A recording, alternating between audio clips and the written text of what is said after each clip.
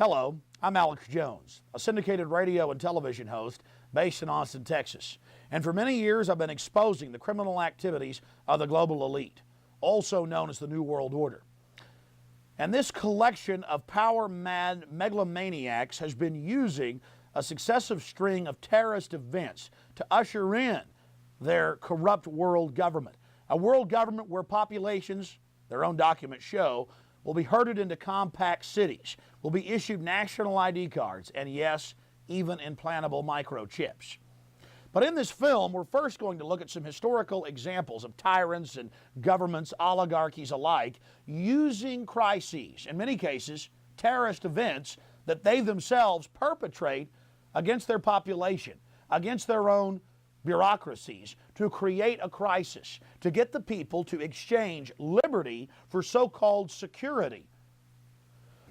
We're going to look at some historical examples of this, going back to Nero burning Rome to blame it on the Christians, and then fast forwarding to Adolf Hitler burning the Reichstag shortly after being elected, the governmental building, to blame it on his political enemies, to destroy their Bill of Rights and Constitution, and to announce martial law.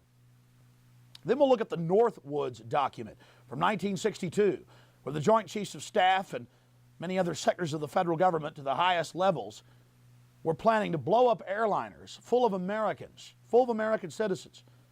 Then we're going to fast forward to the federal government training the drivers, cooking the bomb in the horrible attack, the first attack on the World Trade Center in 1993. They were caught doing it. It was in the news, but got brushed aside. The FBI was caught on videotape admitting it, bombing the World Trade Center complex to get their agenda through. Then, of course, 1995 with the Oklahoma City bombing. Again, staggering amounts of evidence, an absolute proven fact that the government had prior knowledge and was instrumental in engineering the attacks on the Alfred P. Murrah building in Oklahoma City. And then, of course, none of you have to be reminded of the tragic events in 2001 on September 11th.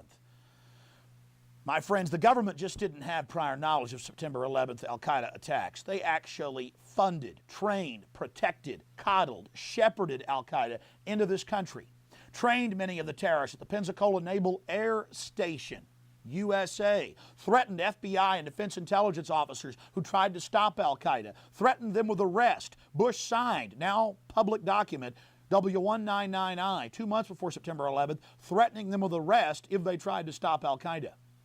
And now his approval rating went from 45% to 90+%.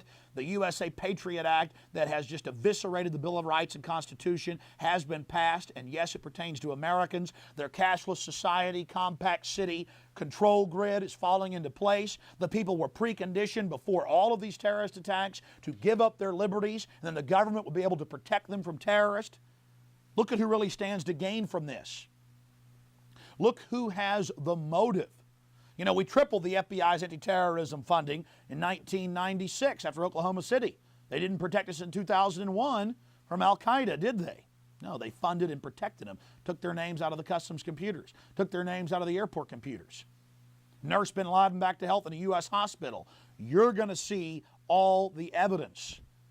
We had a war on drugs. There's triple the heroin, double the cocaine on our streets. Government's own numbers than there was 8 years ago. Our prison population has gone from 1.3 million to 6.5 million in the last 2 years, going into 2002, with the numbers only expanding. We had a war on poverty. There's more poverty. A war on illiteracy. There's more illiteracy. Now they're going to have this war on terrorism. You're going to see only escalations in it because the government only gets more power, more control over our lives, more funding after each horrible event. 12 people die at the first World Trade Center attack, 168, Oklahoma City, 3,000 plus, the second World Trade Center attack by the government. And now they're telling us get ready for more attacks. And yes, if we don't take microchips, if we don't accept a microchip population, then we're going to get attacked again. And already the states admit they'd already been implementing a national ID card scheme. And then, of course, the total goal. Why the New World Order is pushing all of this. We know they want tyranny. We know this global government is behind it. They're now publicly talking about a New World Order. How did they get all this? And what's their final goal? A world population reduction of 80% everyone crammed into compact cities, and yes, the United Nations is preparing to release mass plagues on the earth because the elite want the life extension technologies for themselves. They know that technology is a double-edged sword that can be used to empower humanity or that can be used to totally enslave humanity. And they know they're in a race against time, that their window of opportunity is closing. And they've got to dehumanize us, they've got to enslave us here on the global plantation now, or they're going to lose control. The New World Order is run by absolutely ruthless individuals, hell-bent on dehumanizing the entire human community, obsessed with total control. These megalomaniacal Satanists are absolutely sworn to the creation of a worldwide tyranny called the New World Order. This is the evidence, and it is conclusive. 911, the road to tyranny. War. Empires are built and maintained by it. Populations rally during time of war. Nothing centralizes power like it on Earth. All throughout history, leaders have used this unifying force to control populations. Humans instinctively shift into mindless groupthink when faced by an outside threat, whether real or manufactured. But now, in the 21st century, the system of control continues, but with more sophistication. You see, if there isn't an enemy to fight, you have to manufacture one. In AD 64, on the 10th of August, Nero, emperor of Rome, set the city ablaze while he fiddled. You see, he had a problem. The Christians were getting too popular. Of course, after he torched Rome, the people were more than happy to rip them limb from limb in the arena. The persecution of the Christians is only one of many ancient examples of governments persecuting populations after creating crises. On February 15, 1898, treason was committed by William McKinley's Navy when they blew up their own ship in Havana Harbor to create a pretext for war with the Spanish government. Adolf Hitler had already been elected president, but he wanted to abolish the chancellery and make himself Fuhrer. And to do that, he had to create enough of a crisis to create massive levels of fear in the population so that they would willingly lay down their republic and give it into the hands of this monster. On the night of February 27, 1933, Adolf Hitler's stormtroopers, historical documents now conclusively show from Nazi archives, burned the Reichstag government building to the ground. A wave of arrests then took place across the Reich as the Fuhrer told the people, "Yes, I will protect you. You will have a utopia world. Everything will be given to you by the state as long as you offer total fealty and support of your Fuhrer." The people bought the utopia and were totally enslaved.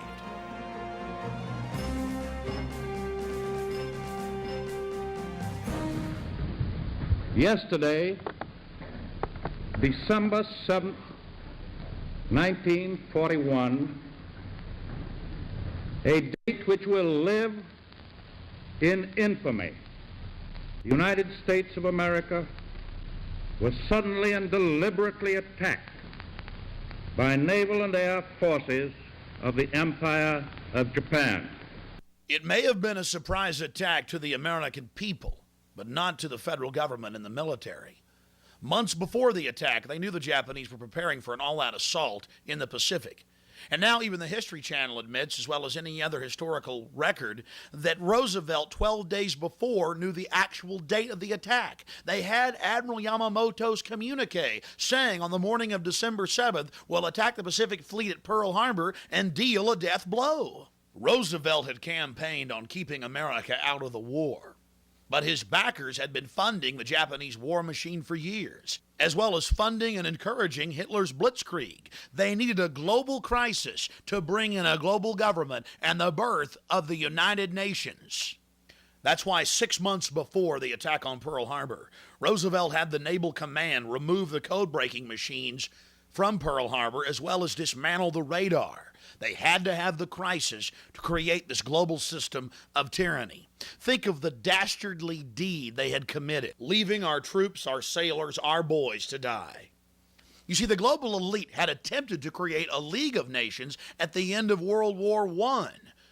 World War II had to be bigger and on a larger scale, so the people would say, give us a global government to protect us from these horrible wars.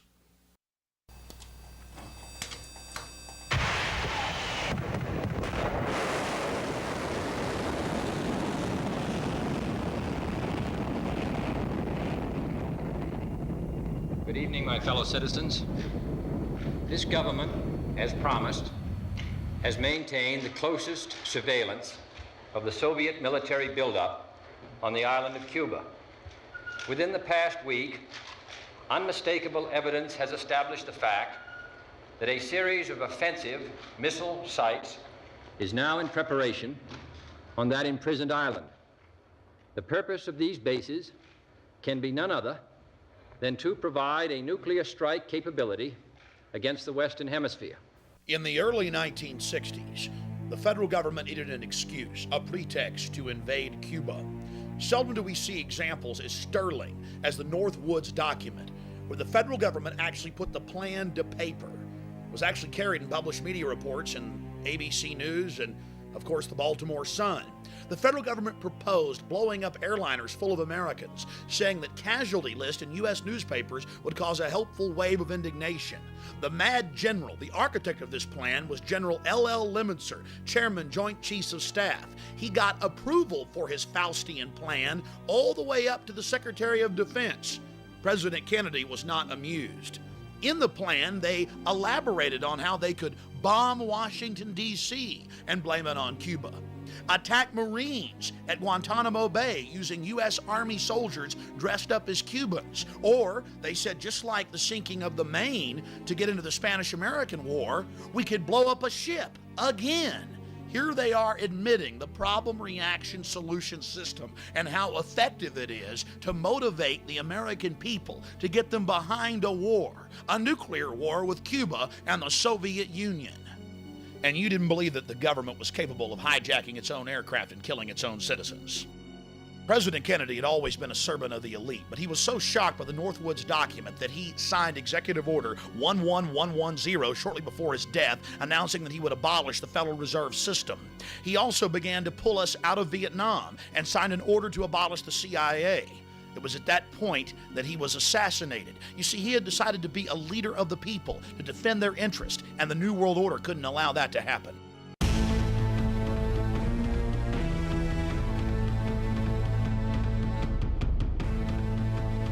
Now you'll see the evidence of the federal government targeting the World Trade Center twice. October 28th, 93, and October 31st, 1993, New York Times, as well as the December 15th Chicago Tribune.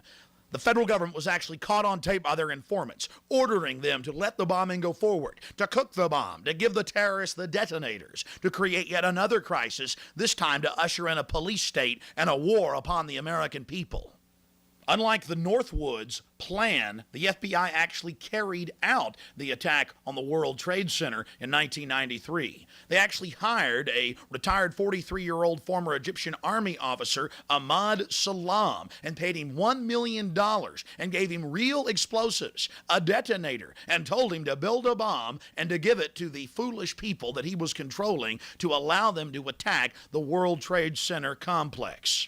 There was only one problem with their plan. Mr. Salam was not as ruthless and sociopathic as the FBI and their globalist controllers. He began to get very concerned right before and, of course, after the attack, saying, "Why are you giving me real explosives if this is just a sting operation?" When they told him to go ahead and let the attack go forward, he secretly recorded the head of the FBI in New York ordering him to let the bombing take place. It's very important to understand that all the evidence you just saw is documented, 110%. It is part of the public record. The FBI admits it, but the media wrote a few stories about it. There were a couple of nightly newscasts. It was never heard of again.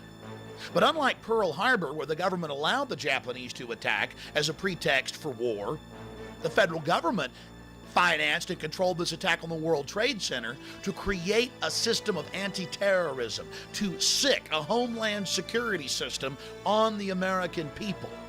There was only one problem. The drivers of the truck didn't park it up against the main support column as they had been ordered to do by Mr. Salam and the FBI. No, my friends, they parked it about a dozen feet away, and so it didn't bring down the building. And in consequence, they didn't get the massive death toll they needed to create the martial law system they were hell-bent on implementing against our constitutional republic and the American people. To the American people's horror, the feds finished the job on September 11th, 2001.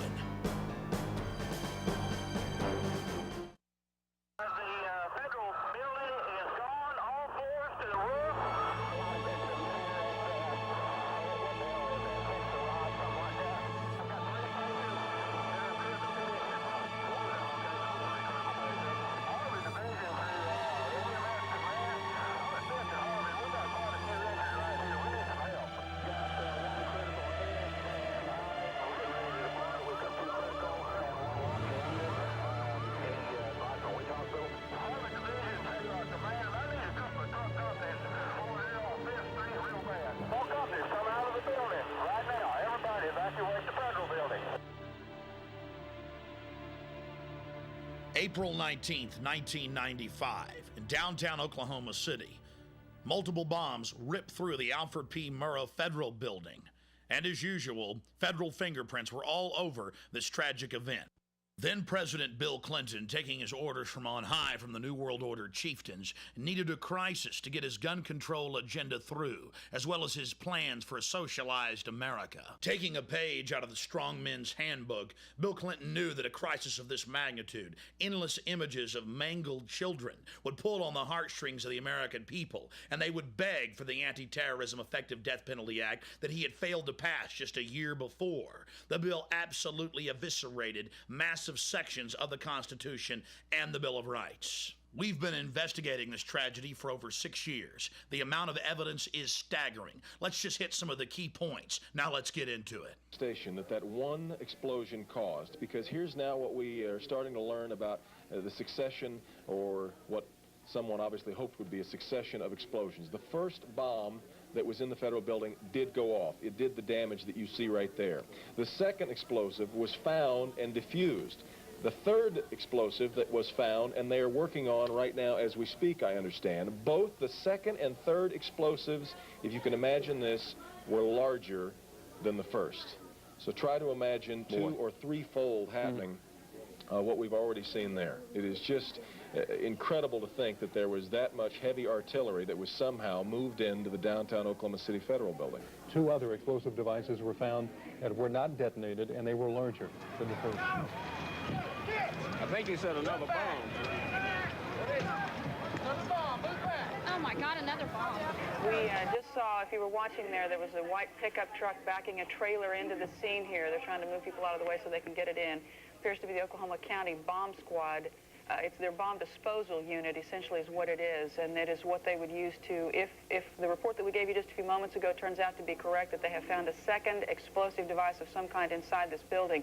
They'll back that trailer down there, and the bomb squad folks will go in, and they will use that trailer. You see the bucket on the back there, sort of, this is how they would transport the explosive device away from this populated area to try to do something with it. The Justice Department is reporting that a second explosive device has been found in the AP Murrah building in downtown Oklahoma City. Mike, you're still with us, aren't you? Yes, I am, and I might tell you in addition to that, in fact, what we were told at the scene a few minutes ago was that, in fact, 2 different explosive devices were found in addition to the one that went off. So a total of 3, A total of 3. Now confirmed through federal authorities that a second bomb has been found inside that federal building in Oklahoma City. It was an explosion at 9 o'clock this morning that did that damage you're looking at right there, blowing off the entire north face of that building. Again, you're looking at the north face there. A second bomb was found on the east side of that building. A bomb squad is on the scene. That second bomb has not exploded. We don't know quite the status yet, if they've managed to defuse it, but it has been confirmed that a second bomb was found on the east side. What I have is that one device was deactivated. Apparently there's another device, and obviously whatever did the damage to the Murrah building was a tremendous, very sophisticated explosive device. So President Clinton just called Governor Frank Keating, and he says that 3 FBI anti-terrorist teams are en route to Oklahoma City. Right now, they are saying that this is the work of a sophisticated group. This is a very sophisticated device, and it has to have been done by an explosives expert. Obviously, with this type of explosion. The medical teams downtown are unable to get into the wreckage to retrieve more of the injured because of the presence of other bombs in the area. I just took a look down the street at the Murrah building again. I see another bomb truck going, so apparently they're going to try to get out that third bomb that's been talked about. Still a lot of activity around the Murrah building. Security concerns that another one still might go off. Fortunately, it didn't, because the second device that they found, we understand, was even more powerful than the first. They then found a third device, and you can see the look on this woman's face at the fear that she might have to go through the same thing again. They then found a third device, which was also larger than the first. Hard to feel lucky at this point, but certainly through some good work by some munitions experts and the explosive sniffing dogs, further tragedy has almost certainly been averted here. But it was a great stroke of luck that we actually have got diffused bombs. It's through the bomb material that we will be able to track down who committed this atrocity. It would have been an incredible help to have been able to get a hold of those unexploded bombs. Unfortunately, the BATF, according to police and firefighter testimony, were inside removing them and spiriting them away because they had to keep their story straight that there was only one bomb, a truck bomb. Out of hundreds of people we interviewed, we couldn't find a single person who said they'd heard only one explosion. But, you know, Did you live here, Charles, at the time of the bomb? I live here. I worked right here in this building. I was at work. I was at work. Did you feel it? Yeah, I thought this building was blowing up. How many blasts did you feel? 2. And how far apart were they? Oh, probably about boom, and then it's boom. It's a historical fact, part of the public record, that there were multiple devices inside the Oklahoma City building, and that there were at least 2 explosions. The emergency radio transmission transcripts show clearly that the police and firefighters were on the record witnessing the BATF removing unexploded devices. But you see, we have the actual scientific fact. We have the University of Oklahoma's own seismograph reports, as well as the U.S. Geological Survey reports. 2 different scientific institutions showing multiple explosions. But you see, McVeigh would have had to have had accomplices, and that didn't fit in to the federal story, especially if the reality showed that it had to be somebody who had access to a federal building for long extended periods of time. General Benton K. Parton is the former head of Air Force Weapons Development and had over 30-plus years running the Air Force Weapons Development Program. He has multiple engineering degrees. General Parton was amazed by press reports claiming the building had been blown in and that a truck bomb could cause that damage, when even basic understanding of explosive signature shows that the building was blown not from the outside in, but from the inside out. Within days of the blast, General Benton K. Parton was on the scene.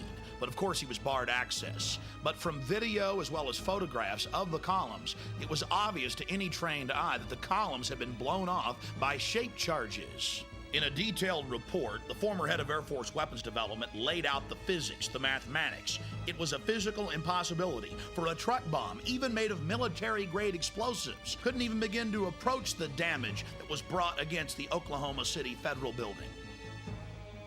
Now the seismographs come in. You see, the seismographs first registered one distinct explosion and then a group of explosions so close to each other that they couldn't be separated.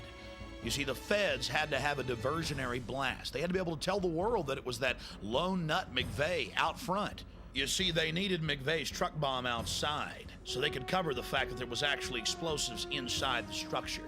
And if you look at the actual crater that was there, it was so small it could hardly be measured.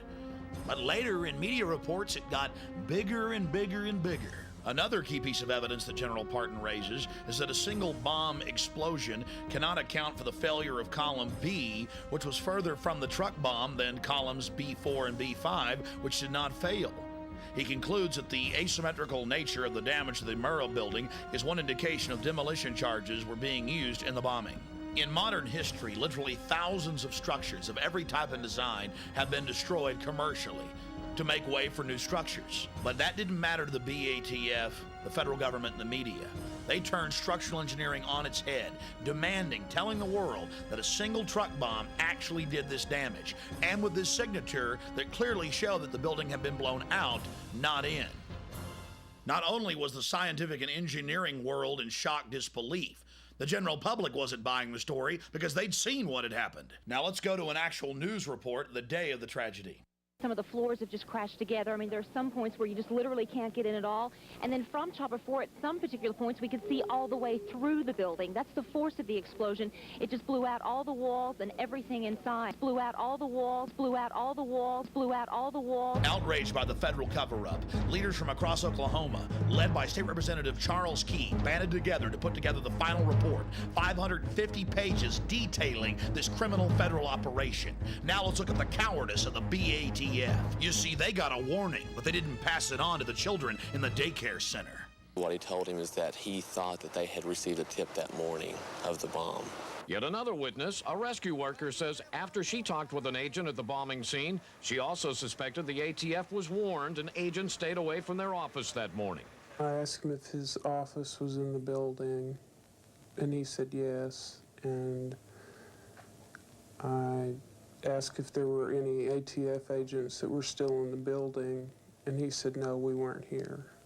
Witness number one approached an ATF agent nearby. He claims he asked the agent what had happened, and witness number one says this is what the agent told him. He started getting a little bit nervous. He tried reaching somebody on a two-way radio. Couldn't get anybody, and I told him I wanted an answer right then. He said they were in debriefing. None of the agents had been in there. They had been tipped by their pagers not to come into work that day. Plain as day out of his mouth. They were tipped. Why wasn't anybody else? There was a lot of people, good people, died down there. And if they knew, they should have let everybody else know. Oklahoma City paramedic Tiffany Bible, who heroically responded just minutes after the blast on April 19, 1995, swore in an affidavit that when she arrived, the BATF was in full mop gear, bomb gear that takes at least 30 minutes to put on. When she asked them, oh my goodness, were you guys hurt inside the blast? They said, no, we got tipped off by our pagers not to come in today. Agents forewarned about a bomb in Oklahoma City. Did they know the Murrah building was a target? The ATF says no, absolutely not. But tonight, in a story you'll see only on the News Channel, you're about to hear otherwise from people who were at the Murrah building that morning. We're asking simple questions and we can't get any answers, so it makes us that much more curious, you know? Where the hell were they?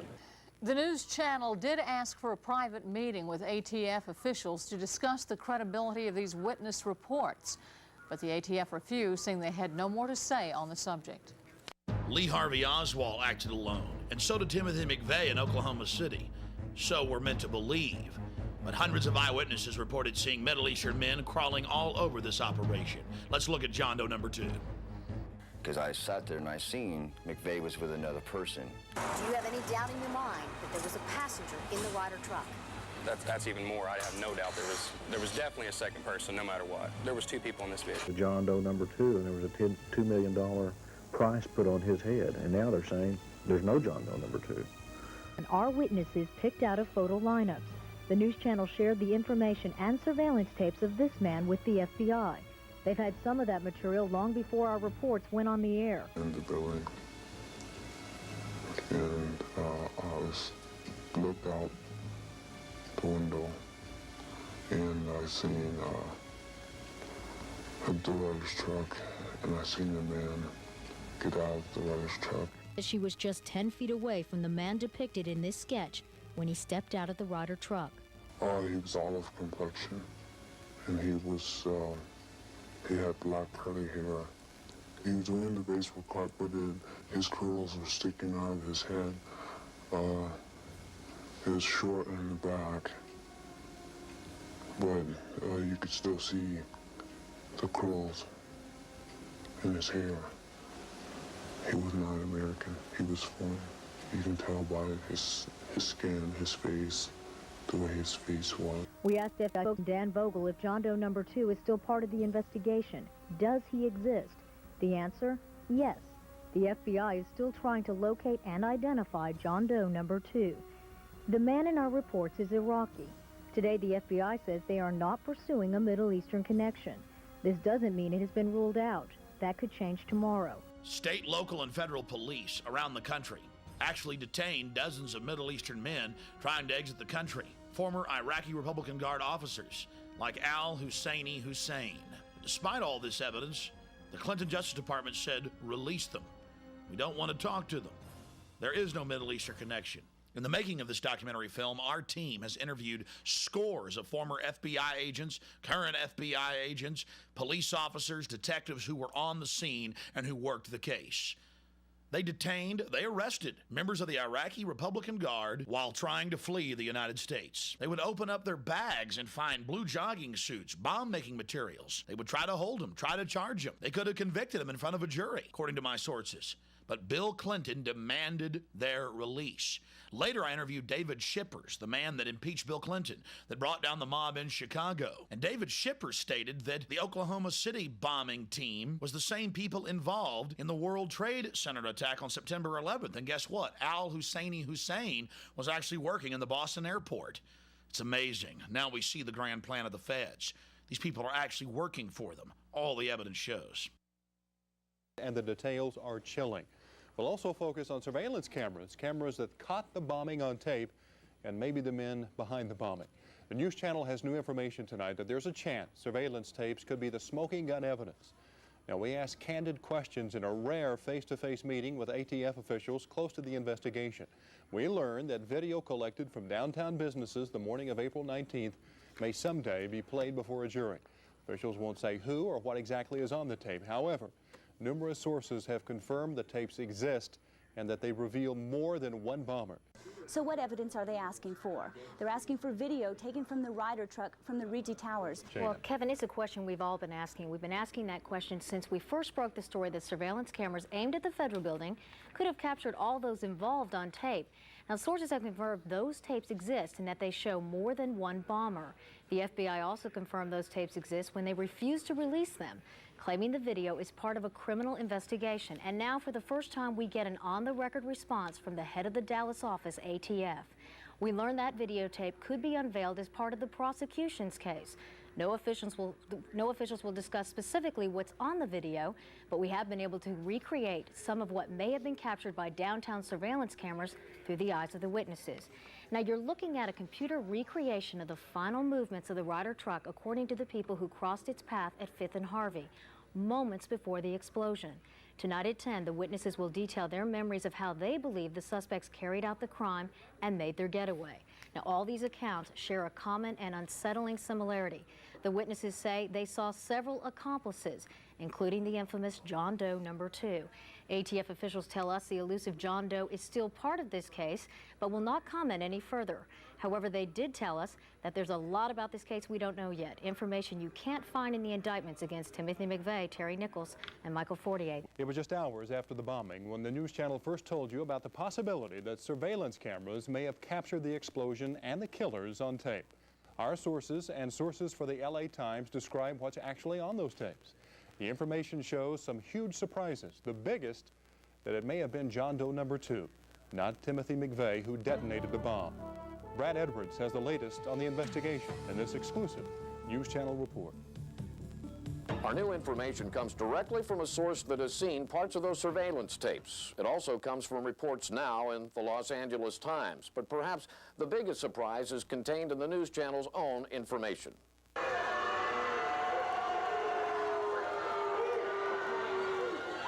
Timothy McVeigh was not the last person to leave the Ryder truck. In fact, another man sat inside the cab of the truck after McVeigh got out.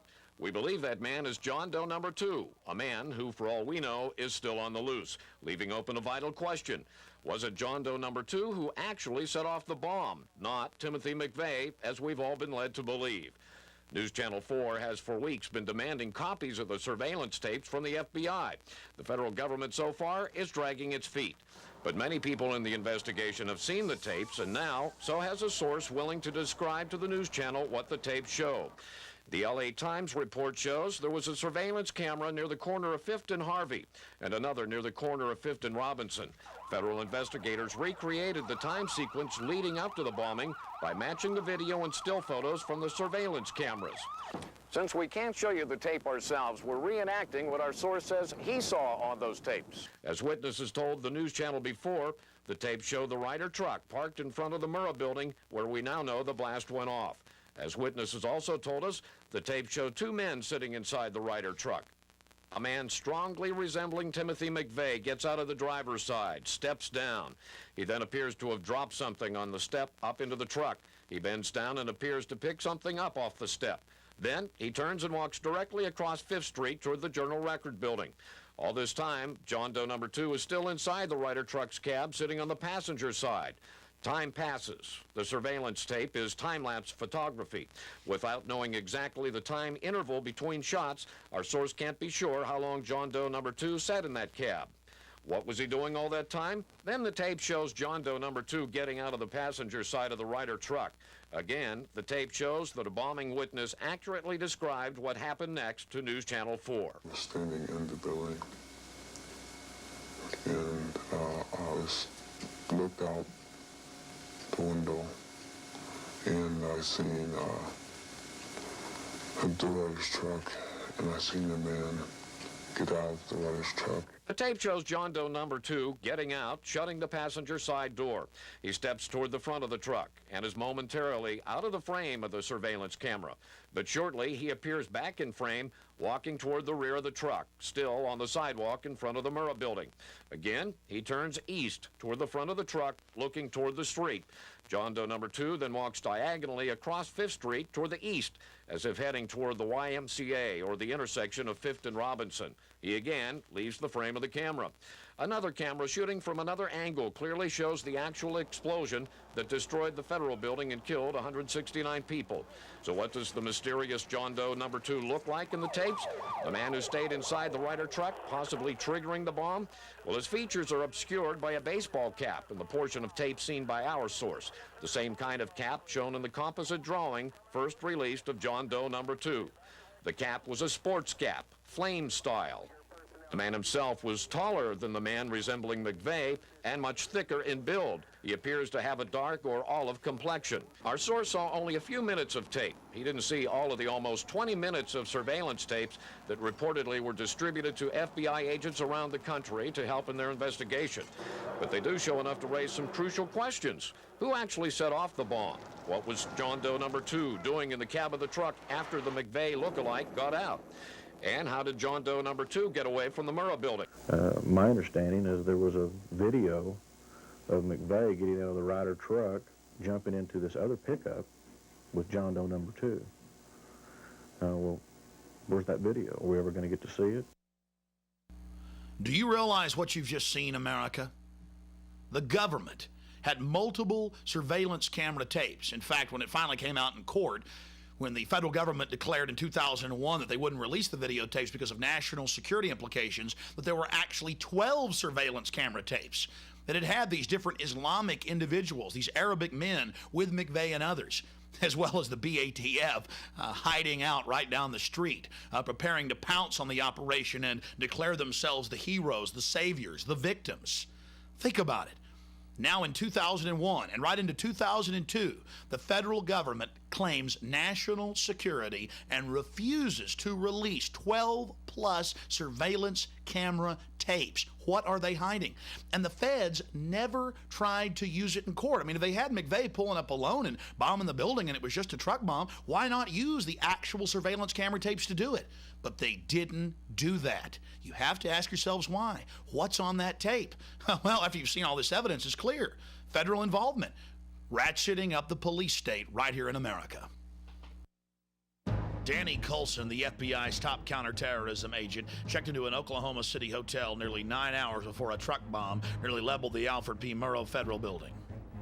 The Embassy Suites Hotel receipt of Danny Coulson, the director of the FBI's Terrorist Task Force and founding commander of the Bureau's hostage rescue team, was dated April 19, 1995, with a check-in time of 0:20. That's military time for 12:20 a.m. Almost 9 hours before the blast, Chief Agent Coulson lied to the American people. He told a Time magazine reporter in 1999 the harrowing tale of how he sped at over 100 miles an hour from his home in Dallas, trying to get there after the bombing to save people and conduct an investigation. Oh, and by the way, the FBI won't release any of the credit card statements and records for any of their agents. What are they trying to hide? The system wasn't working. Going through the system didn't work. I did everything that they advised me to do. It didn't do any good. Hoppy Heidelberg was an upstanding member of the community with no criminal record. He'd been a grand juror for years. But when he started asking questions about the Middle Eastern connection and FBI prior knowledge and BATF involvement, the FBI actually came to his house brandishing firearms and told him to shut his mouth if he knew what was good for him. When he refused to be part of the cover-up and demanded that he be able to call witnesses as his right as a grand juror, the judge kicked him off the case. Just one more piece of this massive cover-up. The news channel has learned of another strange development. Apparently, before the bombing, Governor Frank Keating's brother, Mark, had been working on a novel about a terrorist bombing in Oklahoma City. Stranger still, one of the characters in the novel was named Thomas McVeigh. Governor Frank Keating's brother, Martin Keating, wrote The Final Jihad. In the book, Tom McVeigh masterminds the bombing of the Oklahoma City building. He dedicated the book to the Knights of the Secret Circle, a known Illuminati group. And he wrote the book 2 years before the bombing. The tragic events of Oklahoma City, if the truth was known to the public, makes it even more tragic, even more horrific. You see, it's now a monument to the police state, a monument to the sacrifice the government made of American lives, of American blood, of American tears, as an excuse to get the feds to be able to circle the wagons against the American people, to have a pretext, an excuse to expand their police state. They covered the whole operation up. It's clear that they had prior knowledge that multiple bombs were detonated on the inside of the building, that the feds have grabbed the 12 surveillance camera tapes and are refusing to release them, even in 2002. Threatening grand jurors, destroying the building and burying it under guard. The federal government blamed this tragic event on Christians, conservatives, gun owners. But if you look at the evidence, it's clear who's behind it, the federal government. And they use this, just like Hitler used the Reichstag, to get martial law cranking in America. $62 million is coming to Oklahoma soon to help anti-terrorism and disaster relief efforts. Government crime certainly does pay, especially when it's government-sponsored terrorism against its own institutions. That's right, the BATF locally got tens of millions of dollars extra funding, but so did every other federal agency that tries to control the American people. $24 billion increase in anti-terrorism funds. And after September 11th, they've now tripled that. And of course, the BATF ensured that the building was completely demolished, so there couldn't be any evidence of their heinous acts. And that's right, ladies and gentlemen, they actually buried the building under guard at a private landfill with Wackenhut guards protecting it. From A to Z, federal fingerprints all over it and doing everything they can to suppress the truth. For Bill Clinton, the servant of the New World Order, whose approval rating exploded after the attack, and his attack dog, the butcher of Waco, Reno. She was very happy to blame it on Christians and conservatives and gun owners. It was her excuse to expand federal control over local police and to merge the military with the police in new giant anti-terrorism training camps where the military and the police prepare for mass gun confiscation and extermination of the American people. Evidence of that's coming up later. Oh my God! Oh my God! You've seen the evidence of government-sponsored terrorism throughout history. Now let's take a closer look at what happened on September 11th, 2001, and how it's being used to usher in a new world order. What is at stake is more than one small country. It is a big idea. A new world order where diverse nations are drawn together in common cause to achieve the universal aspirations of mankind: peace and security, freedom, and the rule of law. Out of these troubled times, our fifth objective, a new world order, can emerge. Now we can see a new world coming into view. A world in which there is the very real prospect of a new world order. The Council on Foreign Relations, known as the CFR, an organization publicly sworn to destroy American national sovereignty and usher in a tyrannical world police state, could not contain their glee on September 12th, the day after the tragic attack. They announced their new world order. There is a chance for the President of the United States to use this disaster to carry out what his father, a phrase his father used, I think, only once, and hasn't been used since, and that is a new world order. There it is, the CFR actually admitting that this crisis was helping them to bring in a new world order, global government. And how would they get that job done? You see, for decades, going back to Jimmy Carter and Brzezinski, the national security advisor, they had been breeding, creating these terrorist organizations, funding them and training them to attack America.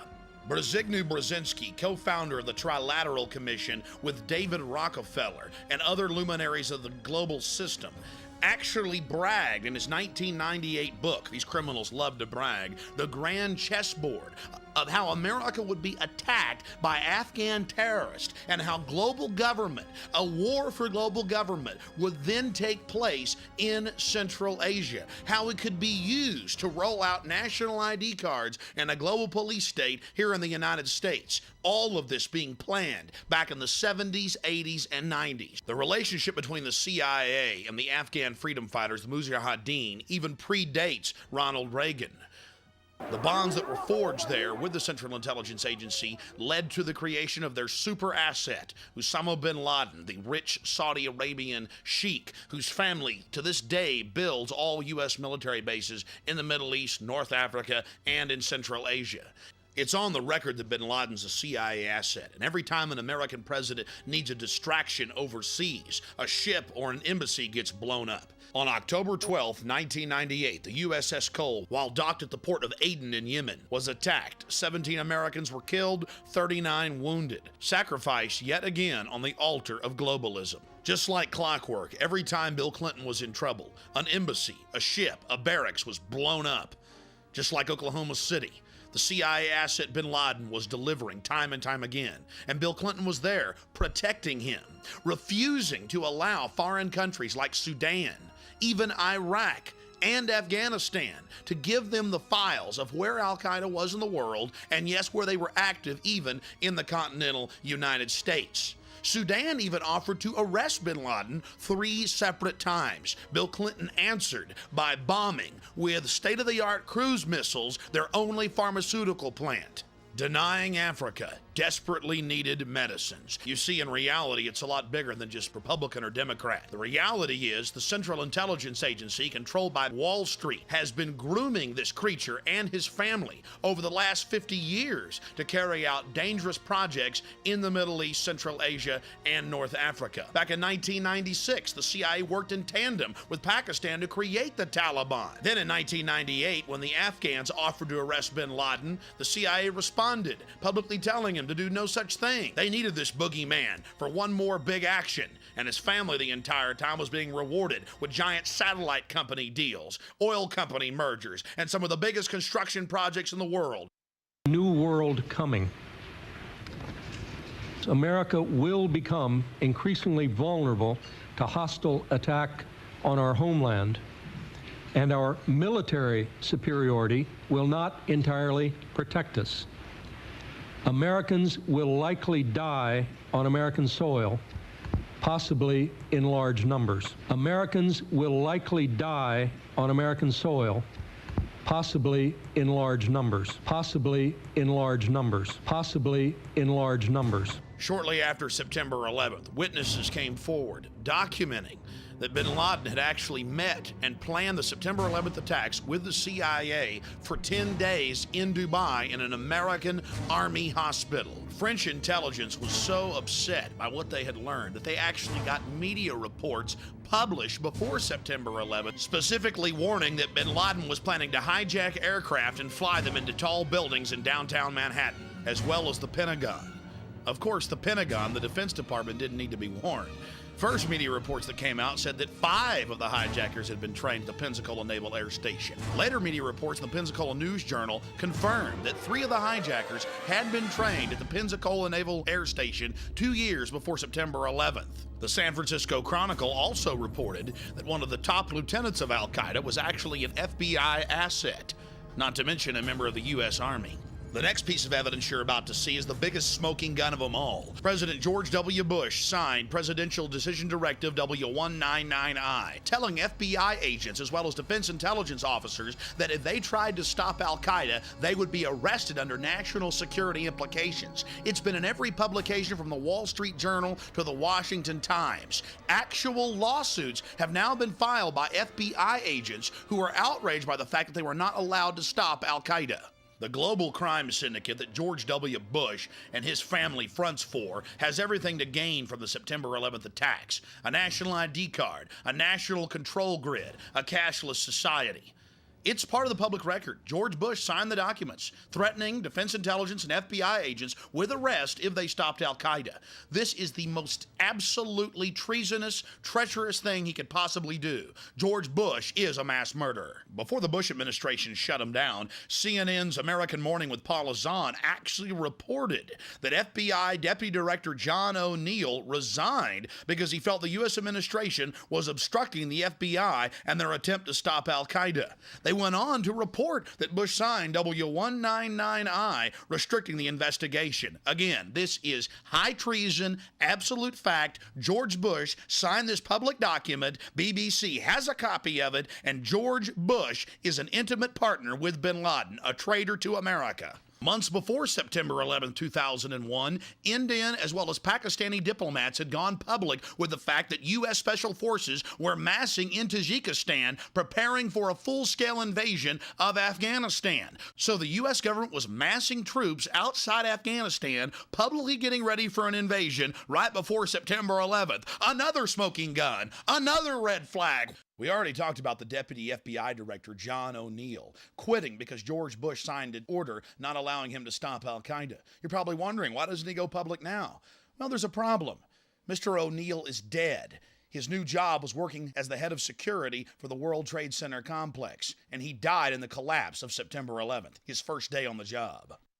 The Bush and bin Laden family connection goes back over half a century. And by the 1970s, George Bush Jr. as well as Osama bin Laden and his big brother were already vacationing together, owning airports as well as oil companies together. Even before September 11th, the Wall Street Journal had called for the Bush family to end their relationship with the bin Ladens. Then, of course, there's the Carlyle Group, the biggest defense contractor on the planet. And guess who the majority owners are? The Bush family and the bin Ladens. They could profit in the hundreds of billions off of this new war. Now you begin to understand what's fueling these criminal activities. Money and power.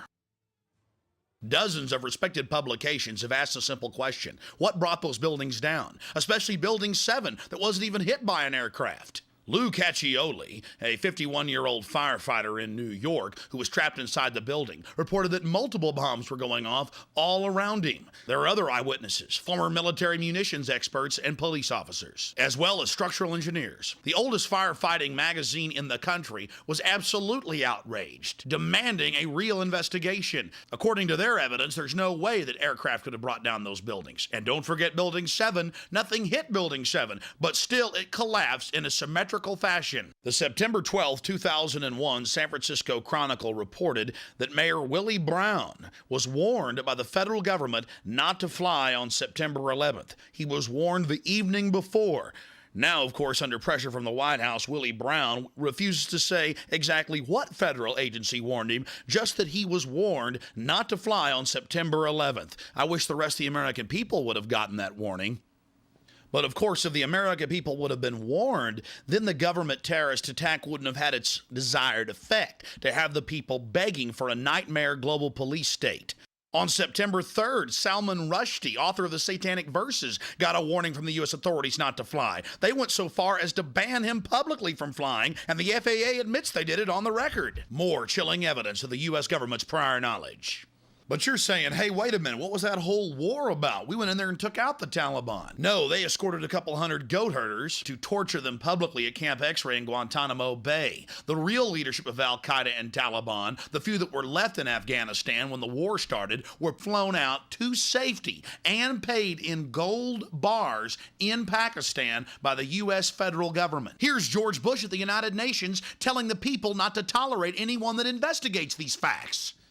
Let us never tolerate outrageous conspiracy theories concerning the attacks of September the 11th, malicious lies that attempt to shift the blame away from the terrorists themselves, away from the guilty. I guess it's un-American to investigate the facts. Let's just call it a conspiracy theory, especially those FBI agents that have gone public about George Bush telling him not to stop al-Qaeda. Conspiracy theories, conspiracy theories. Conspiracy theories. What you're about to hear is not a Freudian slip. It's a carefully crafted speech as Bush throws it in your face about dark cults of evil gaining power off of human suffering. The hijackers were instruments of evil who died in vain. Behind them is a cult of evil which seeks to harm the innocent and thrives on human suffering.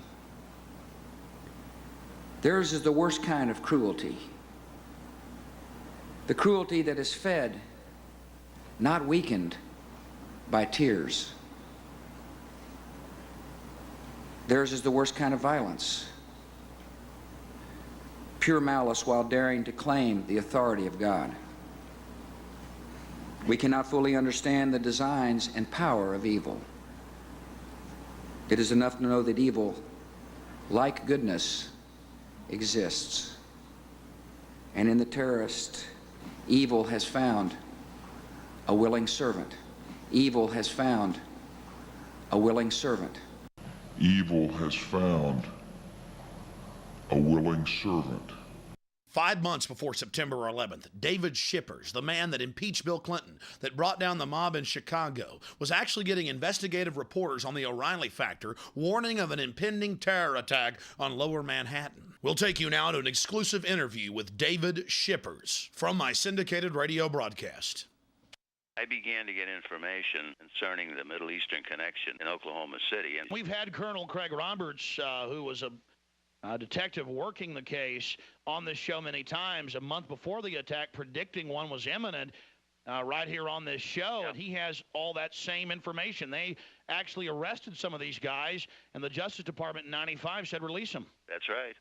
And the word's out right even today that they're not allowed to touch them. The Oklahoma City police are not allowed to touch these people. And again, from what I'm understanding, they're up to something again in Oklahoma City. I don't know what it is or what their target is, but these same people are at it again. Now, later you got it from FBI agents in Chicago and Minnesota that there was going to be an attack on Lower Manhattan. Everybody, yeah. I mean, it's everybody, and that's what started me calling. I started calling out there. First of all, I tried to see if I could get a congressman to go to bat for me and at least bring these people out there and listen to them. I sent them information, and nobody cared. It was always, we'll get back to you, we'll get back to you, we'll get back to you.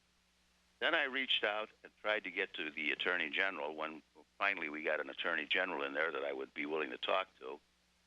And again, I used people who were personal friends of John Ashcroft to try and get him.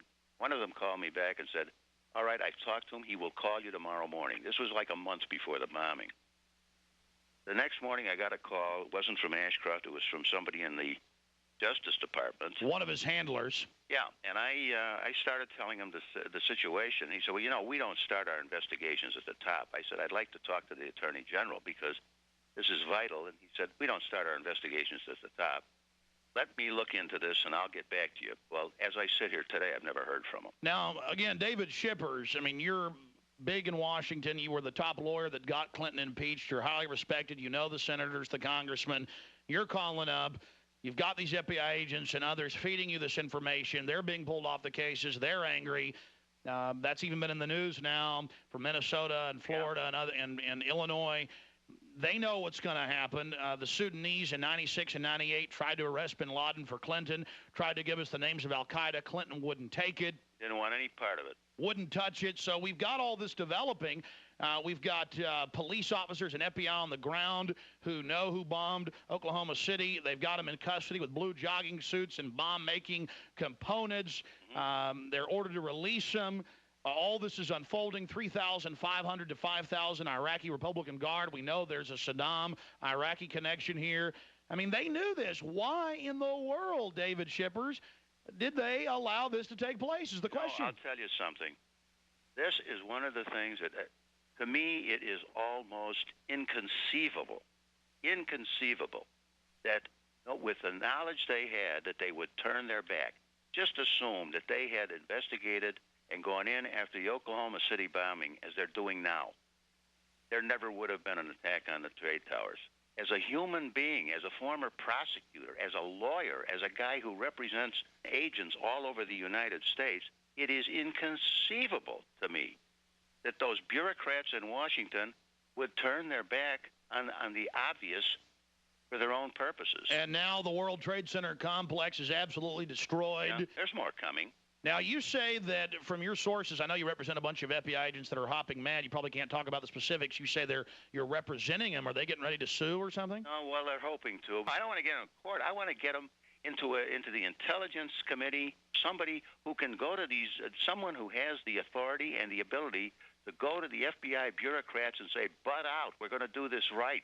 I'm sure you're aware that on History Channel, they've been reporting for years. It's now confirmed that we had prior knowledge of the Japanese attack and they allowed that to take place. Sure. And now you see the UN empowered, World Court empowered. Looks like the UN's going to get to take over all that oil supply there in Central Asia. The face scanning cameras were in trouble. Now they're on the fast track. Yep. This has sure brought the police state more funding. Sure has. And I've been saying for years that once you have license, which we've had, the next step is tyranny, and it really is scary. The whole thing is scary. The American people are saying, "I want to be safe," and I will. Who was it? Ben Franklin said, "If you give up your liberties for security, you will eventually lose both your security and your liberties." Absolutely. What was the intel you were getting from these agents? What were they saying? This agent here in Chicago filed the affidavit where he laid out the whole way that the money moves, the way that it's handled, how it comes out of the Middle East into the Chicago area, not only Chicago, but into the United States, how it's covered, how the operatives are covered, and then how the money gets back, how it's transferred back, and where it's kept while it's here. And that affidavit ran like 30 pages, laid it out. And that was the only one. He had to go through hell on earth in Washington. He had to fight like a tiger. Everybody in his own bureau and in the Department of Justice was against him, and still. Now, the FBI agents in Minnesota knew about all this and had the evidence, but they couldn't even get a wiretap or a warrant to search these guys. Exactly. And we're talking about some of the actual hijackers. Exactly. And and then this woman that was talking to me, she had other contacts who were in naval intelligence and in other areas, and she was reporting that there was one of these terrorists that was involved or connected with the bombing in Oklahoma City was working at the Boston airport. A friend of mine who happens to be an agent had information showing that there were Hamas operatives working in baggage in areas at O'Hare Airport with free access to any part of the airport. But no one would listen. Clinton and his boys didn't want the United States to realize that Flight 800 was a terrorist attack and that the Oklahoma City was a terrorist attack because they didn't want to have to admit that the intelligence of the United States was totally destroyed. Well, Craig Roberts says it best. They wanted to demonize the patriots, the Christians, and create this internal security force to watch Americans because, the precious Arabs, they can't do anything wrong. That's exactly what they started. Remember, I forget what nitwit it was that came out and said, you can really blame some of the Rush Limbaughs and the talk show hosts who are fomenting this terror. Well, that was Bill Clinton. Clinton made that statement. And they had a handy guy in McVeigh. They had a real handy guy. I also know, and I know this through affidavits that I've read, that there were people, eyeball witnesses, who saw the Middle Eastern man running from the scene alongside McVeigh. And why don't the feds just release those 12 surveillance camera tapes if it's just McVeigh alone? Those surveillance camera tapes are going to show that there was a Middle Eastern man running with him. Some of these people who gave affidavits were interviewed by the FBI during the course of the investigation. They were interviewed about the second person they saw, and the agents tried to make them say that the second person was Nichols. Every single one of these people said, absolutely not. It was a Middle Eastern type individual. Al Husseini. Now, listen to this. None of those 302s, none of those investigative reports have ever surfaced. So the FBI comes up with all these thousands of documents that they claim they overlooked, but the key ones where they tried to get them to say it was Nichols never surfaced. What were they saying about the attack on Lower Manhattan? The original report that I got was that that they had arranged for 3 attacks on the United States. 1, they were going to take down an airliner. 2, they were going to attack a federal facility in the heartland of the United States. First one's TWA, Oklahoma City, in reverse order, and then now. And the third one was going to be a massive attack in Lower Manhattan. The original plan was a suitcase tactical nuclear weapon. The people that I was talking to were very, very, very credible people. And, Okay, here's the bottom line question. You're getting intel, attack on Lower Manhattan, third big attack. What did you say? I mean, who did you talk to? I mean, we know you tried to get to the Attorney General and I tried others. to get to the Attorney General. My first move was to go through some of the people I knew in Congress to see if I could, somehow, because I was working on a two-front. It was really a two-front war. On the one hand, I wanted to get someone to listen to Jana about Oklahoma City, and what was coming up, what may be coming up. On the other hand, I was trying to get somebody to understand that Hamas has infiltrated the United States. I tried the House, I tried the Senate, I tried to get to the Department of Justice. The very people that put up roadblocks on the attack against the terrorists under Clinton are still there. And they still constitute almost like a moat between the people with information and the people who should hear the information. So when you're talking to these Justice Department people and folks in Congress trying to give them all this information, what do they say to you? They say, oh, my, that's wonderful. Yeah, we'll get right back to you. I have never got a call back. When I was on a radio program out east, out in Pittsburgh, and I hinted at this. I just hinted that the FBI was sitting on information when they should have been sharing it with others, and as a result, there was a breakdown in intelligence. The next morning, I got a call from the office of the Speaker of the House, who happens to be an Illinois Republican. Hastert, right. And they said, we understand. They hadn't heard the show, but they said, we understand you've got some information, et cetera, et cetera. I said, yes, I do. I would really like to share it with somebody. I have at least 2 and maybe 3 witnesses that should be subpoenaed to come out there and testify in executive session and tell you what I was talking about. Okay, we'll get back to you. That never heard again. A couple of days later, I got a call from the Senate Intelligence Committee. We hear that you've got information, et cetera, et cetera. Yes, I have information, and I'd be perfectly willing to bring it out to you, or I'd be perfectly willing to have my witnesses go in there and testify, but they have to be subpoenaed. Okay, we'll get back to you. That was last week. I still haven't heard a word.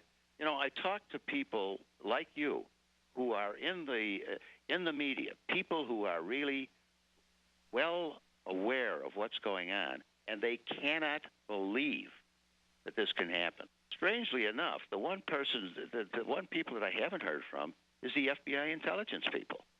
Of course, if I did hear from them, I wouldn't talk to them anyhow, because they're totally incompetent. They got their funding tripled after the first... Boy, that's great. They can all get a raise, and they can all sit around and tell everybody that their informants tell them this and informants tell them that. I'm still trying, and I'm still trying to get somebody to listen to me out there and listen to my witnesses, and to at least take the material.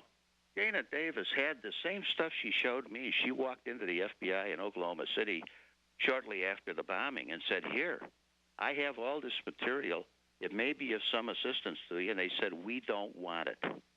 They refused to even take it. Just like Sudan trying to give us the names of al-Qaeda and arrest bin Laden. Exactly. And they said, we don't want to do that. Well, then I think you're an investigator. You're a prosecutor, Mr. Shippers. You prosecuted the President of the United States, successfully got the indictment, but not... prosecuted the outfit here in Chicago for 5 years. So, you can see the motive. I see more intelligence funding. I see the cashless society with the biometrics. I see an expanded UN. I see NATO planes patrolling our skies. Right. UN General McKenzie on Nightline the 19th, the week after the attack, 8 days after the attack, saying we need UN troops on our borders. I see global government being empowered and a takeover of the Middle East and Central Asia by the West. I mean, I see great dividends for them by allowing this to happen. So I hope to God you're wrong. I do. But and I can't fight with you or argue with you on it because it does seem to be heading that way.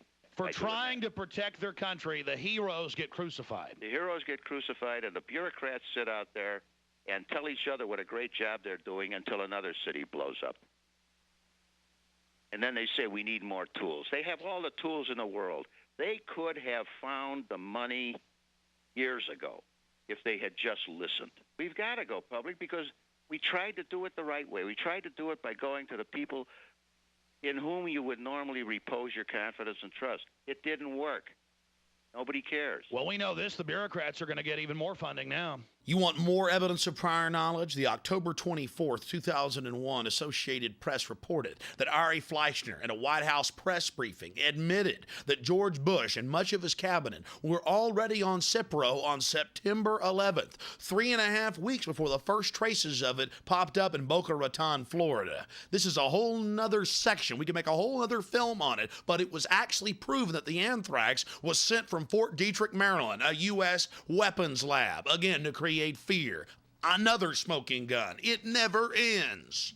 I know the information in this documentary film is extremely painful, but the facts are the facts. Bush signed a document blocking the FBI and Defense Intelligence from stopping Al-Qaeda. They're actually suing him over it now. And realize that it's Democrats as well. The New World Order controls things at the top, and if we don't hold government responsible, they're going to use this terror to get more control over our lives. Now President Bush is seeking to restrict Capitol Hill probes. He had Dick Cheney call 6 separate congressional committees and threaten them, telling them not to investigate September 11th. And of course, the president has also activated the secret government. For the first time in history, FEMA command bunkers are brimming with National Security Agency personnel. And on top of it, Congress wasn't even advised. Neither the Senate leader nor the Speaker of the House were even told, despite the fact that they are in the direct line of ascension in the chain of power. Why isn't the president including elected officials in the continuity of government program? Back in 1999, there was a rising young star in Russia. He just stepped down as the head of the KGB, the new FSB, Vladimir Putin. He was Boris Yeltsin's top deputy. But how was he going to get into office when the polls showed the people didn't want him? Simple. He was caught blowing up 3 separate apartment buildings. That is, members of the FSB were, with explosives. Moscow police actually arrested them. Now in 2002, members of the FSB, the Federal Security Bureau, have gone public with the information, as well as explosives experts, and Vladimir Putin's best buddy, Boris Berezovsky. They seized his media empire when he reported the facts. Again, Moscow police, back in 1999, actually caught members of the FSB planning the bombs in a 4th building to create fear throughout the population. Now other top government officials have gone public, saying that they knew the government was actually preparing to bomb buildings in 1999 as a pretext for control. And now they're actually seizing the videotape that proves it when Russian journalists, as well as Russian politicians, try to bring the film back into the country. So, carrying one of them terrorist manuals, are we? It's Ashcroft standing over Uncle Sam reading a book that says the Bill of Rights. Sounds like a joke, doesn't it? You're about to see the evidence. It's actually the facts. They're teaching police that if you read the Bill of Rights, you're with the terrorist. What has America come to? We're becoming more and more Sovietized every single day, and our new gracious homeland leader is George W. Bush. It's a sick joke. Who really stands to gain from this terrorism? The evidence is clear. The forces of the New World Order. Now let's talk about terrorism. Let's talk now about terrorism and about those who see violence against innocent civilians as a legitimate means, in their view, to achieve their ends. This new law that I signed today will allow surveillance of all communications used by terrorists, including emails, the internet, and cell phones. The answer is yes. It's a war we have to win if we're going to protect the people of this country. I think the real issue is, what do we sacrifice, what do we give up in the process? So there is going to be a continuing trade-off between security and liberty and freedom going forward in the 21st century. Security is having this discussion right now with the political leaders, and we're probably going to be asked to do some things that many people might not like, because it's going to call into question some of the freedoms that we have had. Politics of terror. In the 20th and 21st century, inspection of any major terrorist event reveals that it is actually governments financing terrorist organizations to get a desired political outcome, to condition their population to accept higher levels of control. You've seen Hitler, Stalin, Mao, you've seen them all do it throughout the 20th century. And now in the 21st century, they're telling us it's going to be the century of terror and the century of a new world order. Look at the U.S. government. They tell us to give up our rights while our borders stay wide open. While tens of millions of people pour across our borders, come in through our ports, and land on airplanes, they have the nerve to tell American citizens that we must accept a national ID card in the name of safety. Use some common sense. The government tells us to leave the borders open even after September 11th and then treats us like slaves. Doesn't make any sense unless you're a slave master. You see, ladies and gentlemen, you have been declared the terrorist. You're looking at an FBI flyer, and they've gone out nationwide, where the FBI actually states that Christians, conservatives, gun owners are part of terrorist organizations. Defenders of the U.S. Constitution are listed as terrorists. If police encounter them, call the FBI anti-terrorism hotline immediately. Even defenders of the U.S. Constitution, people that make numerous references to the U.S. Constitution. Wait a minute, I thought police swore an oath to protect and defend the Constitution. Not in the new America, not with an America with a big fat K. Face the facts, America. You are the terrorist. Abby Newman claims the checkpoint was unconstitutional. State police say the stop was legal and Newman took it too far when she assaulted them. You can take a look at the video from the trooper's car taken here from the website Infowars.com and judge for yourself. Notice that the media wouldn't show a full screen so no one could tell what was actually happening. We'll show you what really happened. I need to know who you are. No, you don't. Yes, ma'am, I do. I am not speeding. I am not intoxicated. I have given you no reason to stop me, and this irritates me. And I would be very happy to go into town and talk to the supervisor. Sir, you cannot. You cannot. This is my... Step out of the vehicle. No, sir. You cannot reach into this vehicle. Sure I can. You cannot. I got to know who you are. You do not. I must know who you are before you can go down the road. I have not broken any laws. I know. I have not accused you of breaking any laws, ma'am. You just reached in my vehicle and opened this door and are demanding... I have no idea who you are. The officer admits she's done nothing wrong, but she still must present her papers, all part of being guilty until proven innocent. I need to know who you are. Do you have a driver's license? You just proved to me you don't have probable cause because you don't know who I am. Okay, shut your ignition off for me. Pardon me? Turn your car off for me. Why do I have to... Because I'm asking you to turn my car off. You are violating my United States constitutional rights. Any laws that go contrary to the United States Constitution are null and void, and I do not have to submit to them. I am not intoxicated. You have already stated you don't know who I am, so therefore... That's the whole point. I don't know who you are. I've told you who I am. Okay, this is an approved checking detail site. Are you going to tell me who you are? No, sir. You're not going to tell me who you are? You have not charged me with anything. You've not told me I've done anything wrong, and I do not owe you that, sir, because I don't serve you. You serve me. Okay. Because when you take one, you take another, and before you know it, we can't go anywhere without our papers, and that's what this is. May I see your papers, please?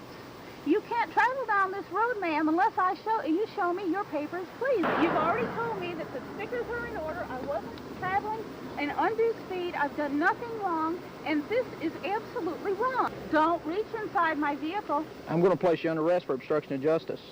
What am I obstructing, sir? Sir! Step out of the car for me. Step out of the car for me. You are physically forcing me out of the car. No, sir, don't you touch any of my personal belongings in this car. You're right, I've recorded this conversation. That's assault. Yes, I did. Resisting arrest. It is not assault. I'll get the car. Don't you take one single item out of my vehicle, sir. I'm not fighting you. You're under arrest for resisting arrest, obstruction of justice, and assault on a police officer. I did not assault you. Think about our priorities in America. At a warrantless Fourth Amendment violating checkpoint, they pull over a housewife with no criminal records. When she simply doesn't want to get out of her car, they grab her and charge her with assaulting them. Let's take a closer look and you can judge for yourself what this thought criminal has done. Sir! Step out of the car for me. Step out of the car for me. You are physically forcing me out. Out of the car. No, sir, don't you touch any of my personal belongings in this car. You're right, I've recorded this conversation. That's assault. Yes, I did. Resisting arrest. It is not assault. I'll get the car. Don't take one thing You have the out right of to this remain vehicle. silent. Anything you say can and will be used against you in court. You have a right to speak to an attorney and have him present while you're being questioned. If you cannot afford to hire an attorney, one will be appointed to represent you without any cost to you before any questions if you desire one. Do you understand those rights as they've been read to you?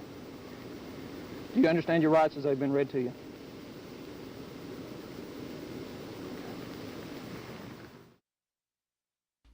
There They're not concerned with our borders being wide open, the tens of millions of containers coming in each year that aren't even searched. No, they're worried about a woman on the side of the road and what she's reading, what she's thinking, what she's doing. This is the first generation thought police right here in the United States. This type of activity is totally un-American. These officers should be ashamed of themselves. Oh, I see it there now. Strategies of submarine warfare. Hidden agenda. Call to serve. Man, she's into this weird crap. Power plays, ruthless.com, The Bear and the Dragon, Patriot Games. Here's where things really get interesting as they begin to dig through her car and find what they consider subversive material. Well, I just will get a record started. Yeah. You don't ask her, you just want to get the next one. I want to get the next one. She's invoked her right to remain silent, even though she don't believe in our laws. Even though she don't believe in our laws, no, Trooper, it's you that don't know our laws. You're the one that's overthrowing our Constitution, our Bill of Rights. Our country was founded on people not being stopped like criminals, like peasants and being searched. The right of the people to be secure in their persons, houses, papers, and effects against unreasonable searches and seizures shall not be violated, and no warrant shall be issued but upon probable cause. You wouldn't believe all the paraphernalia in here. I mean, look at this clipboard right here. Check me out. Comment upon voluntary nature of Social Security. It's a whole riot act on why you don't have to have a Social Security card to pay into Social Security. She's just anti-government, yeah. She apparently belongs to some kind of a clan or something. Militant group. Yeah. It's Dixieland Law Journal, Constitution Society. I mean, all kind of compulsory production of documents. Anti-government, a member of the Klan for knowing her constitutional rights, for being a member of the Constitutional Society. The FBI training of our police has really paid off. I mean, this is... She's definitely studied on it, hasn't she? I'm telling you what is the truth. I wonder if I can keep that for any reason. Well, is it evidence of a crime? You know, if it relates back to obstruction of justice, I would say yes. I mean, I think obstruction of justice is... That would be the appropriate charge. Good. Yeah. And that relates to it. That's why she did it. I mean, it may actually... She may be the one that would want to bring it to court. I don't know. I don't know either. I mean, it'd probably be fine reading, but I'm not sure if I can seize it or not. Yeah, I know. I don't know that this is illegal. Exactly. I mean, I think she can read that all. Yeah. I think she can read it all she wants to. Now this, if they've actually outlawed that, that is, and I think they have. Abby Newman was vindicated by a jury of her peers and found not guilty of assault on a royal police officer and of resisting arrest. But they still tried to get her for simply invoking her constitutional rights. You heard them digging through her goods. Oh, look at Pocket Constitution. What are we going to do? And then look at this poor guy. This is one of my listeners. They pulled him over. The SWAT team attacked him. He was unarmed. They released a police dog on him and then held up 2 jumper cables on the news and said, look, pipe bombs. Of course, a month later, they admitted that all the charges were false, but that didn't stop them from having a little fun, a little manhunt. There's nothing like it here in the new Rome. America, it's time to wake up to what's happening. We're being treated like animals. Farrell Montgomery, one of my radio listeners, just pulled over, attacked for no reason, shot with 2 taser guns, and a dog attacked him. And then here's the Register Herald. Big newspaper in West Virginia. Christians a hate group. They found out the FBI and law enforcement schools across the state, and it's going on around the country, are teaching them that Christians, period, are hate criminals, are part of a terrorist group if they believe in a second coming of Christ. And all this comes right out of the Project Megiddo report, where they list homeschoolers, gun owners, anybody that cares about freedom, anyone that believes in Jesus Christ, anyone that believes in a second coming. Again, where did the First Amendment go? Anyone that discusses a New World Order conspiracy theory. Well, you've heard world leaders saying New World Order throughout this documentary. Anyone that talks about a New World Order takeover. The evidence is clear. If you resist the New World Order takeover, you're being demonized as a hate criminal. Look, it lists homeschoolers as terrorists. Remember, if you say New World Order, you're a terrorist. It is a big idea, a new world order. Out of these troubled times, our 5th objective, a new world order, can emerge. Now we can see a new world coming into view. A world in which there is the very real prospect of a new world order. The President George Bush has talked time and time again about a new world order. And this is the best chance to begin to establish the new world order. One of my listeners in Missouri, a patriotic firefighter, sent us this footage of a FEMA commando demonizing the founding fathers and Christians to a group of police and firefighters. What are Christians and patriots? The new Jews? You're damn right, because think about the Christians, okay? Do you accept Jesus Christ as your Lord and Savior? No. What did they do? They took your head off. They beheaded you if you didn't accept Jesus Christ as your Lord and Savior. See, this is reality. Yeah, they're terrorists, but the bottom line is to them, they are not. Now, why is that important to understand? Because they are as committed to their cause and to their way of life as you are yours. And they see you as being wrong. That's very different. When people are passionate about what they believe in, they become a very difficult enemy to be. Who was the first terrorist organization in the United States? Who? Founding Fathers. Founding Fathers. You mean Thomas Jefferson? Oh, yeah. You mean George Washington? Oh, yeah. Paul Revere? Yeah. These guys right here, let me ask you something. Did they try to scare people? Oh, yeah. They tried to intimidate the British. Did they use acts of violence? Your founding fathers, my founding fathers, were involved in acts of terrorism against British officials because they systematically had British officials assassinated. The guys who we call our founding fathers, George Washington, Mr. Honest, who cut down a cherry tree and admitted it, is the same guy who signed death orders, if you will, on members of the British government, the British Crown, who they wanted to eliminate because politically they had influence in certain pockets of the United States, at that time the 13 colonies, and they wanted to divide and conquer. They may get a whole lot of civilians, and hey, I'm going to be honest with you, okay? If they killed 10,000 civilians tomorrow with a biological agent, that's too bad for them. Yeah, so what if they killed 10,000 civilians? You know how these patriots are. They're always killing civilians. So what? We've just got to take care of ourselves. Talk about demonization.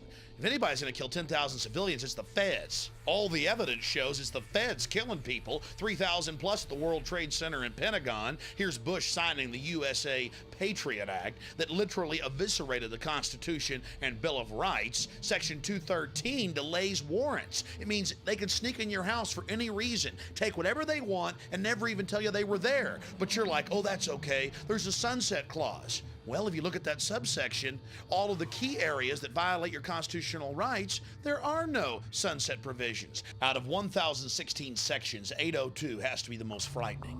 You see, the definition of domestic terrorism is anyone that is involved in acts dangerous to human life that are a violation of the criminal laws of the United States or of any state. Under their definition, jaywalking is now a terrorist action. This is an absolute outrage. The people that pass this legislation, in truth, are the real terrorists, the real criminals engaging in sedition against our constitutional republic. Congressman Ron Paul said that none of the Congress was allowed to even read the bill and threatened by the White House that they wouldn't be patriots if they didn't sign it. He said the founding fathers revolted over much lighter forms of tyranny. Unfortunately, we may not always be able to tell you why that agent or agents are knocking on your door. Is there a chance that some of your civil liberties may slip while we guarantee the security of this country? Maybe. Maybe. Slimeball FBI agents like Steven Steinhauser are all over the country in huge meeting halls telling people they've got to give up their liberty for security. Now we're seeing urban warfare teams pop up in major cities and small towns alike. They like you to believe that this is some new phenomenon that they have to do since September 11th. We're about to go into the evidence of what's been going on in the last decade here in the United States, how they were training the cadres, the groups of officers, to go out and train the massive troops for a total militarized takeover of the United States of America in the name of protecting the population from enemy terrorists. In truth, the military's been training to attack the American population. Back in 1999, Texas got hit by 6 black helicopter raids, police stations on fire, military checkpoints, mayors throwing them out of their cities, police chiefs going public. We had Czechoslovakian troops running around firing automatic weapons. And this was not a drill. This was to condition the public, to acclimate them to accept the military with foreign troops working with our local police. You're witnessing actual footage of Delta Force troops, U.S. Special Forces with Czechoslovakian troops running around in downtown Kingsville, setting fire to local structures. I thought black helicopters didn't exist. From Fort Bragg? Yeah. Delta Force? Yeah. Looking out your window and seeing unmarked helicopters and troops dressed in ninja black troops with assault rifles, it's kind of spooky. But that's the point of the operation. It's to train the public, the police, and the military that all of this is okay. The military can engage the population. Now, here's the mayor of Port Aransas, and he was extremely upset. Then we'll talk to a police chief of San Antonio. Nobody wants to get in their business, but we ought to be able to answer questions, especially when they're, flying at dangerously low levels and alerting the citizenry. The chief of police of San Antonio refused for 2 years to let Delta Force take over the city. When he refused, they just did it anyway. They don't care about local authorities. Approached me and get me to change my mind. Well, then, when we said no, then some elected officials were contacted to bring pressure to bear. And then offers were made to give money, cash money, to elected officials' charities if they could get us to change our minds. I mean, as one of my deputy chiefs said, in some circles that's called bribery in and around the San Antonio area, but we're allowed to do them here.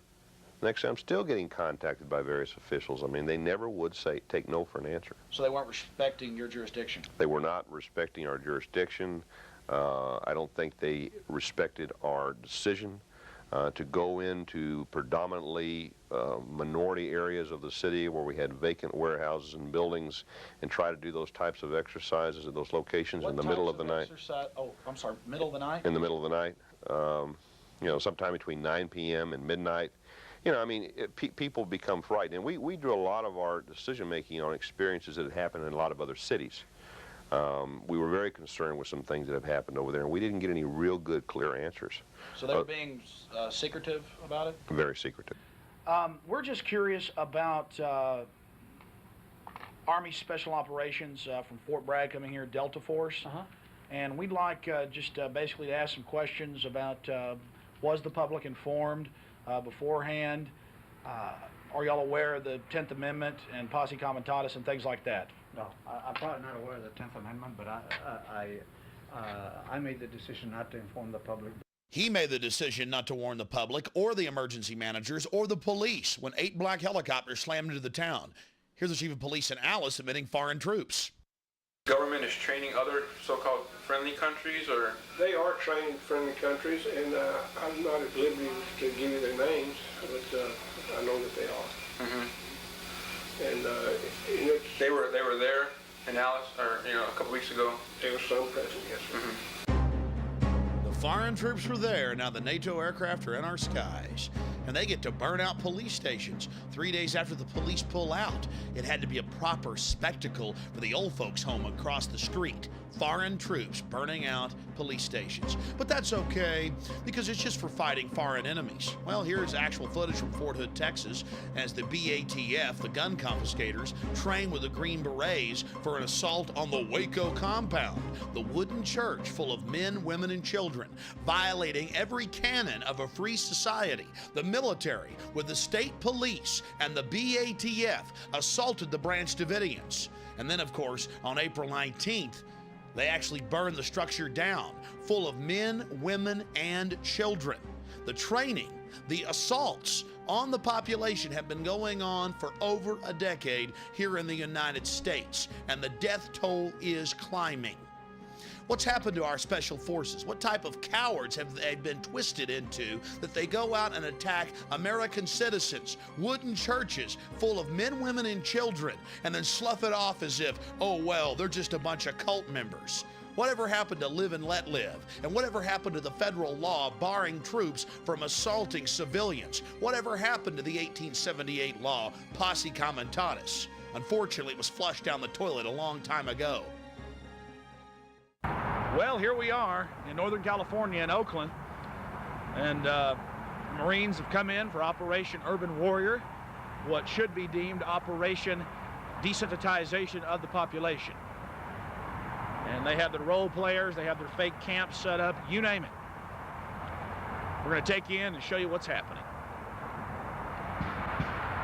Attention, attention, attention. American forces are here to help. Remain calm. We will not tolerate civil disobedience. Attention, attention, attention. American forces are here to help. Please remain calm. We will not tolerate civil disobedience. I've made 2 documentary films about the police state and been to dozens of these military training operations where they hire hundreds of role players to beg and scream, "We're Americans, please don't put us in camps, don't take our guns."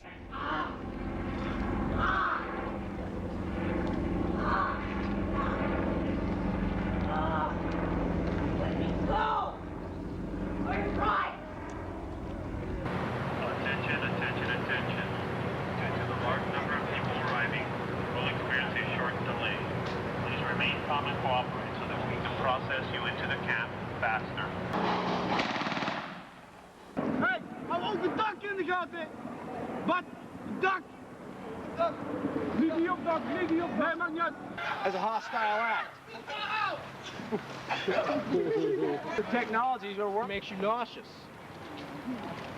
In the past, in a situation like that, she might have been shot. In the future, we want to give our Marines non-lethal options where they can say, no, she's not armed, maybe threatening, but I don't want to kill her, or I don't want to kill him, or them. Use your sound wave rifle, I guess you could call it, and down they go. Yeah, him in prison, huh? Now you're going to see an execution.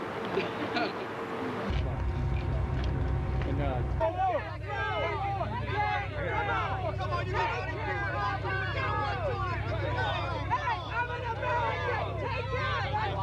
Let's go! Let's go! People dying in line! One more. Back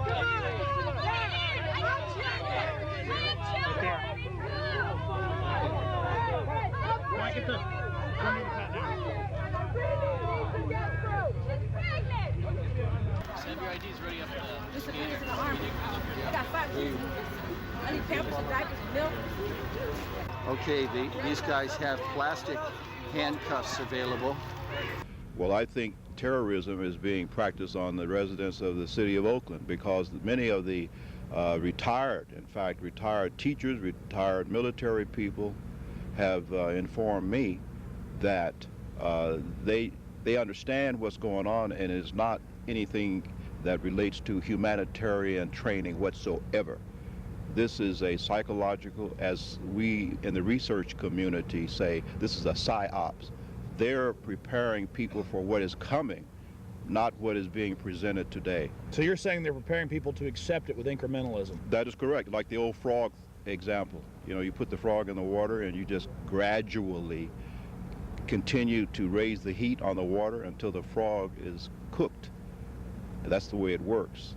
Of course, that was California in '99. By 2000, they were actually arresting people in Swansboro, North Carolina. And they called it training.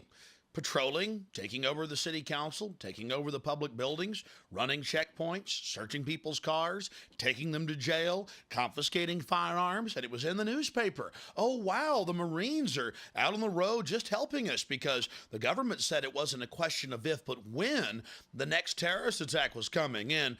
We were going to have to give up our liberties for security. Remember what the FBI agent said? Are you going to have to give up your rights? Maybe, maybe. Preparing the cadres, searching people's cars, taking people to jail. Is this Russia? Is this Mexico? No, it's the new America. Searching the vehicle right now.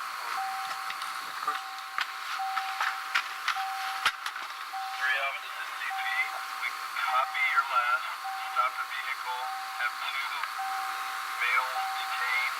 Keep us abreast of what is going on with the situation. Copy? Roger, I copy.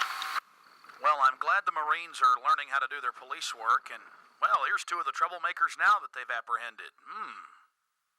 We showed you California in '99, and of course, what was happening in North Carolina in 2000 in Swansboro. This is Hebron, Maryland, back in 1998, where they had the children running around in these little white T-shirts, and they were publicly training them to go around and find out where the gun owners were. We interviewed the commander of the Marines, and he admitted they were doing house-to-house searches with volunteers for weapons sweeps. When we talked to the Marines on the ground, they admitted that this was for a domestic takeover, to fight domestic insurgents, patrolling America, taking over the city council, taking over the town hall, working with the local police, total acclimation, total integration, total downtown Moscow, USA. And of course, they had an obsession with the youth. Large gangs of young children roving around day and night with the police and the Marines looking for the insurgents. And of course, there were hundreds of them marching around in plain clothes. America needs a secret police, don't we? Understand, this goes against the very grain of what it is to live in the United States. And I'm not against our police or our military. Think tanks, psychological warfare, psyops experts have created a program of incrementalism in the last decade that has brought us to this point in America. And now, since September 11th, they have their pretext, their excuse to roll the troops out en masse. They've announced it in the Washington Post. United States Army, 365+ thousand of them to patrol our highways. Imagine Marines in your backyard, in your front yard, walking down your streets in the middle of the night. Well, you're a patriot, aren't you? Well, I certainly am, but this is a deadly, dangerous precedent that's being set. They're brainwashing our military. Now, if they had nothing to hide, I'm a little confused by their actions. The police began to get more and more aggressive as the night wore on, simply because this average Joe Q citizen was trying to catch some videotape of the bizarre activities. Oh, nothing. I just said I didn't have it on then anyway. I was talking to you. I didn't have it on.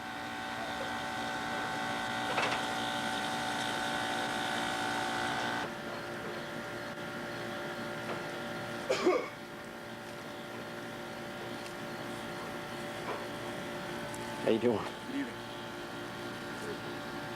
What's that? It's a good evening. How you doing, that, sir? Very good. Yourself? Hey. How you doing? Not bad. Were you the same guy that was here earlier? Here's an article from February 2002 as we make this documentary. Marines are occupying multiple cities in the continental United States. And yes, they're engaging in strategic deception against the population. Jenny Holbert, the Marine Corps Warfighting Laboratory spokesperson, told the public that, oh, this is the first time we've done something like this. It's very unusual. We've never been in an American city. We've never done urban warfare training in an American city before. Oh no, just a couple hundred times. With the local police, again, searching houses, searching cars, doing a mock takeover. The Army War College called for foreign troops to occupy the United States back in 1999, and now George Bush has actually done it. That's an article from the CBC. They want hundreds of thousands of foreign UN troops on our streets. You're not for the terrorists, are you? And they want 350+ thousand U.S. troops to, quote, patrol the U.S., to patrol our highways, our neighborhoods, our communities. In total violation of Posse Comitatus. They admit that they're actually scrapping the law prohibiting troops. Not that it even matters, they're already militarizing our police. Our team was in Swansboro, North Carolina back in 2000. In February of 2002, 2 Special Forces trainees were killed by a sheriff's deputy. You ask why? They were trying to disarm him. They were trying to take over local law enforcement. This is the new type of training that our military are being given to overthrow the civilian government, the elected government, right here in the United States. And shockingly enough, there were actually 2 cases of this in the same week in North Carolina where they were being trained to overthrow the civilian government. Over to your right also! This looks like a gaggle, Mr. Wright. Get these lines straight out. Straighten it out! Just to your right! Is your group ready? Sir, yes, sir. Sir, group prepared and ready to go, sir.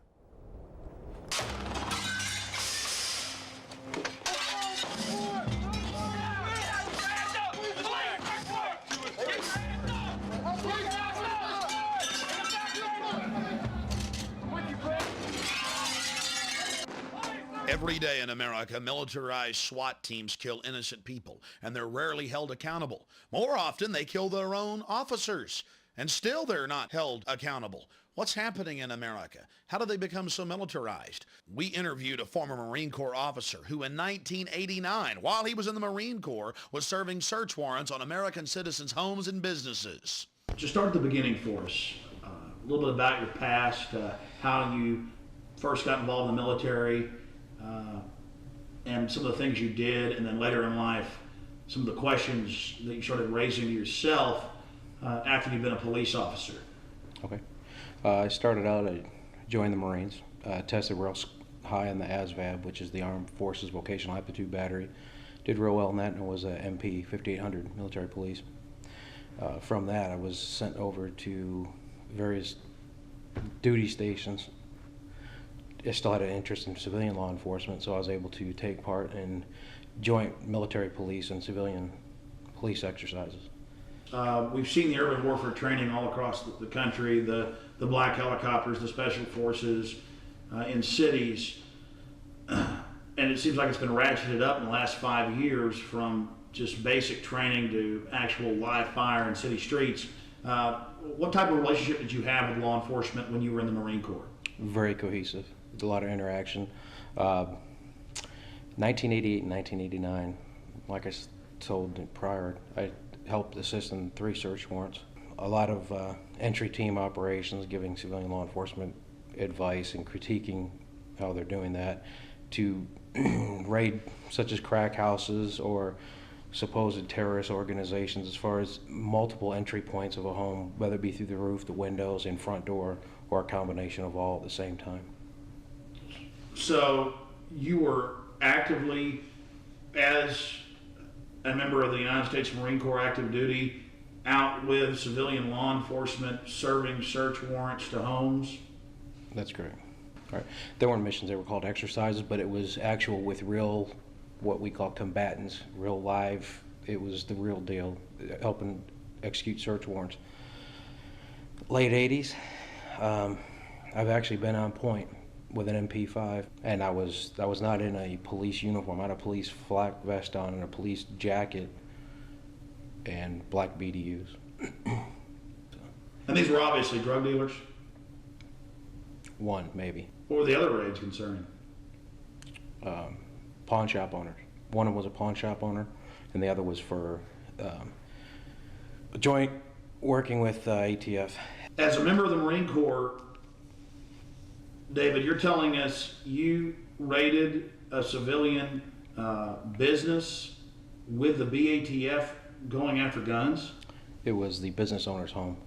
Oh, the business owner's home. The homes were civilian homes, and some upper middle class to white collar homes. One was a warehouse facility. Later on in life, you got out of the Marine Corps, you got into law enforcement. Is that when you started asking questions once you learned more about the civilian role? Towards my end in law enforcement, when I started getting discouraged with it, yes. That's when I started quitting. But when you're younger and you're trying to achieve, and you got all the fancy jewelry on and all the badge and the car with all the nice decals and lights, and you're disillusioned by a lot of different things once reality hits. And just the way law enforcement's changed a lot. It's changing a lot. How has it changed? How people perceive law enforcement is more of an occupying army than somebody that's there to be part of that community and help that community.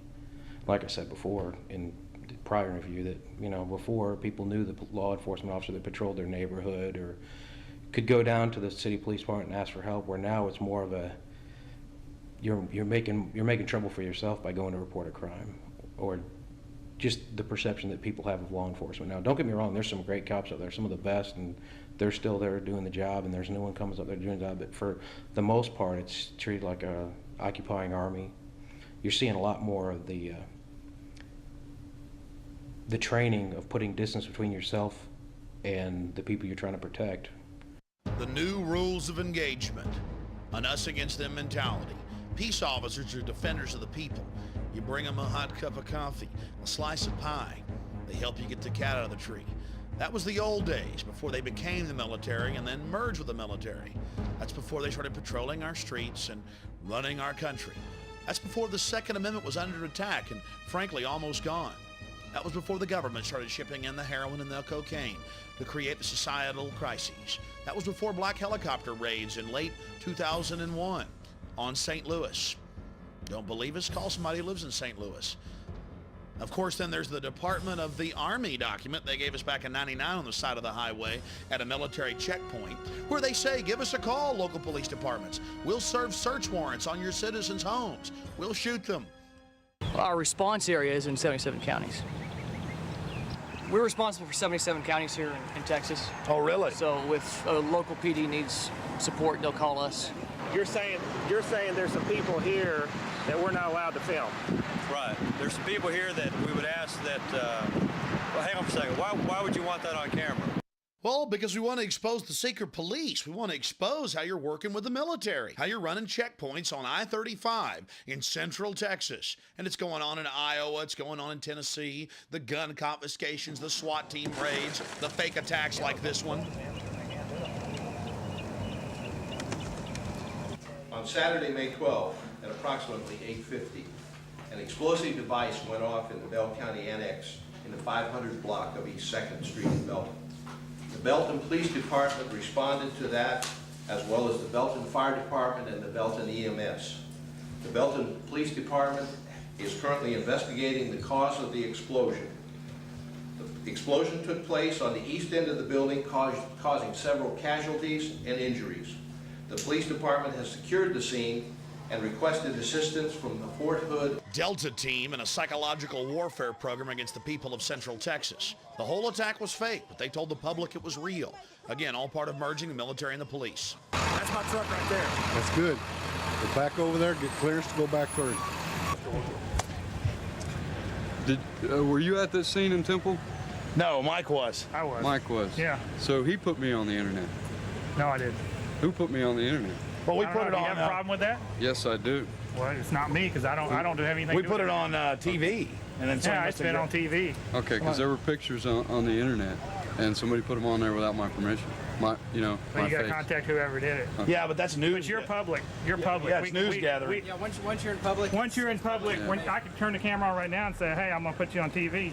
The scary part was, just for asking questions, the police and military were angry at us. We were bad. We weren't going along with creating hysteria. 20 EMS workers have been, or rather DPS workers have gone on ambulances to area hospitals. Some of them have been treated and released now. The rest are in stable condition.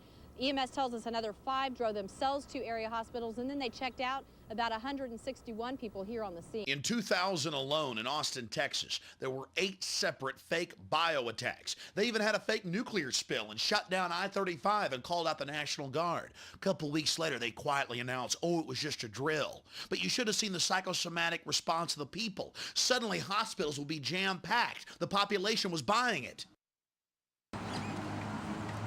Stage managed event, it's absolutely fake! Stage managed event, it's absolutely fake! Stage managed event, it's absolutely fake! This is completely fake, ladies and gentlemen. It's absolutely fake, and you know it! This is a fake psychological warfare program against you! Psychological warfare! Right. Thanks. Awesome. We're going to fight the New World Order.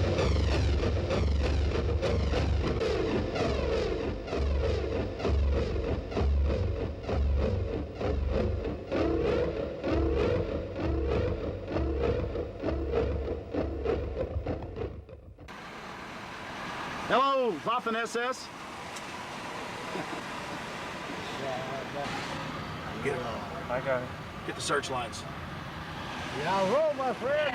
Jawohl! We all thought this couldn't happen here. It was only Russia or Nazi Germany. But incrementally, they trained us to accept it. Now we have to learn to say no and get in their face. We have dignity. We're human beings. Government's taken over in a parasitic fashion. Did you ever think you'd see the government talking about torture and lauding the virtues of it?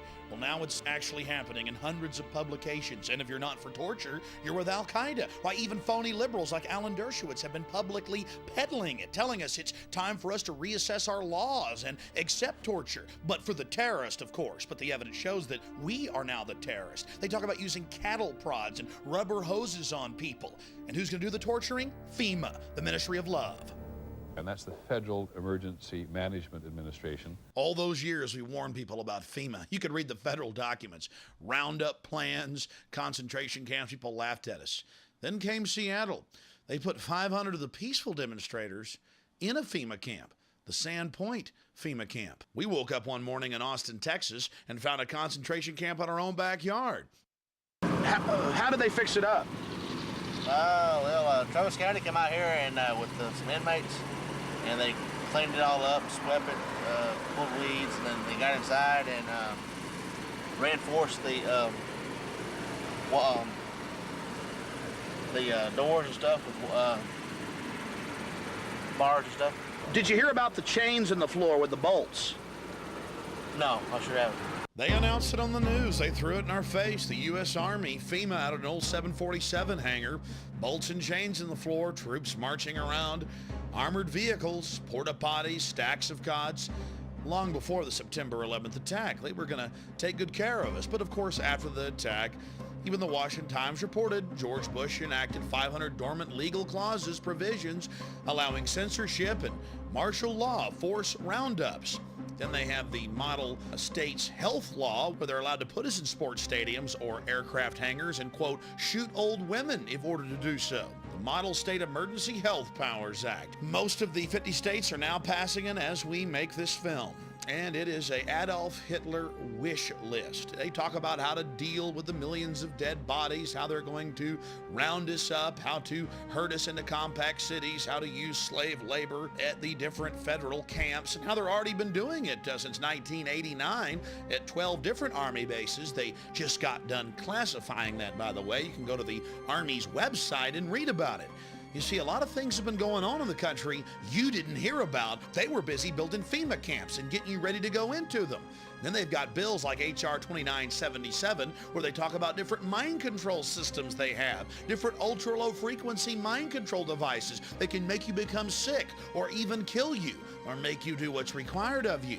2977, an actual federal document, an actual federal bill admitting that they're spraying chemical and biological weapons on us through the use of something called chemical trails that they're adding to jet fuel, especially in military aircraft. And then if you go to law enforcement catalogs like Schomer Tech, the biggest law enforcement military catalog out there in the world, they have the sonic nausea system, the supersonic nausea system, where they brag that police have been using this for years to manipulate and stop political speeches. It can make a whole crowd get sick, and they can't even hear it. Then ABC News reported the Kokomo hum, an entire town of people becoming ill from the ultra-low frequency attack on a mass scale. Now let's see how they're indoctrinating our children, Soviet style.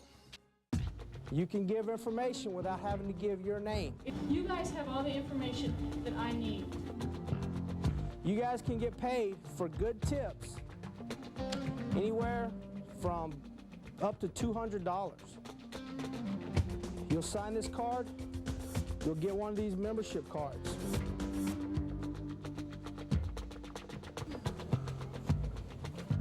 Now I have the responsibility of taking care of my school and making sure no kind of crimes are going on during it, or drug dealers are selling drugs, or nobody gets hurt. By giving them this program, You get millions of children into the police state system. You condition them to be members of the secret police. You destroy the very fabric of America, and you pay them $200 every time they turn someone in, including members of their family. It's incredibly painful to see how far America's slipped. They've got dozens of different names for these programs, but they're all the same. Wave, Save, Dare. It has nothing to do with drugs. Government ships the drugs in. That's public knowledge. It's about creating a whole generation of government snitches, of secret police, of East German Stasi. They give the children discount credit cards, toys, CD players. sometimes thousands of dollars, to turn their parents in for, quote, owning firearms. I've seen the handbooks when firearms aren't even illegal. On third row, stand up, face me, walk to the doors backwards real slow. More importantly, it's about training your children to be prisoners. They have ID cards to buy their lunches, thumb scan in many cases to get their lunches. We'll cover that later. Men in black uniform point MP5 submachine guns, many times loaded, at their heads and load themselves in a drill onto a bus. But I know what you're thinking. Hey, we all saw what happened at Columbine. We've got to protect our children. We've got to put fences up. We've got to turn them into a prison. We've got to have them searched without warrants. Ladies and gentlemen, it's now come out in court documents, and SWAT team members were caught on tape admitting that they actually shot the children at Columbine. It's been confirmed that at least 6 of the 13 were killed by the SWAT teams. Drop the weapon! Drop the gun! Weapon! Sadistic predators across the nation get to enjoy abusing, traumatizing children as young as 6 years of age. Men in black uniforms yell and scream and cuss profanities at them that we've had to edit out here as they beg and cry and plead. They're then loaded on the buses and, yes, taken to a local jail. Drug around like filth, like garbage, like criminals. A whole generation learning how to be slaves, learning how to bow down and beg and put their hands behind their head when the ring race, the Dark Lords appear. 54 children died in the year 2000 in high school football accidents. 52 died in school shootings, and many of them died at the hands of SWAT teams. Take Fort Worth, Texas, where Cop of the Year in a SWAT team drill at a school was shot in the head by one of his comrades. Again, these people are shooting their own officers in the head. Again, don't forget in Fort Worth, they shot their own officer in the head at a school. Just a few weeks ago in Detroit, they shot a kid in the face in one of these so-called drills. Situated on over 16,000 acres of farmland, Heartland encompasses Heartland Community Church, a non-denominational organization founded on the model given in Scripture of a New Testament church. Heartland is home to one of the finest Christian academies in the country. Covering grades K through 12, Heartland Christian Academy provides top quality instruction facilitated by the latest in educational technology. The Heartland Recovery Centers serve both women and girls, and in separate facilities, men and boys. These centers Heartland Christian School has an incredible track record for reforming troubled youth. That's why Child Protective Services swooped in and kidnapped 165 of them without a warrant and never even charged anybody, and were later forced to release all the children. There's hours of horrible video as you see the children just filled with terror. You got to be my anything! You got to be doing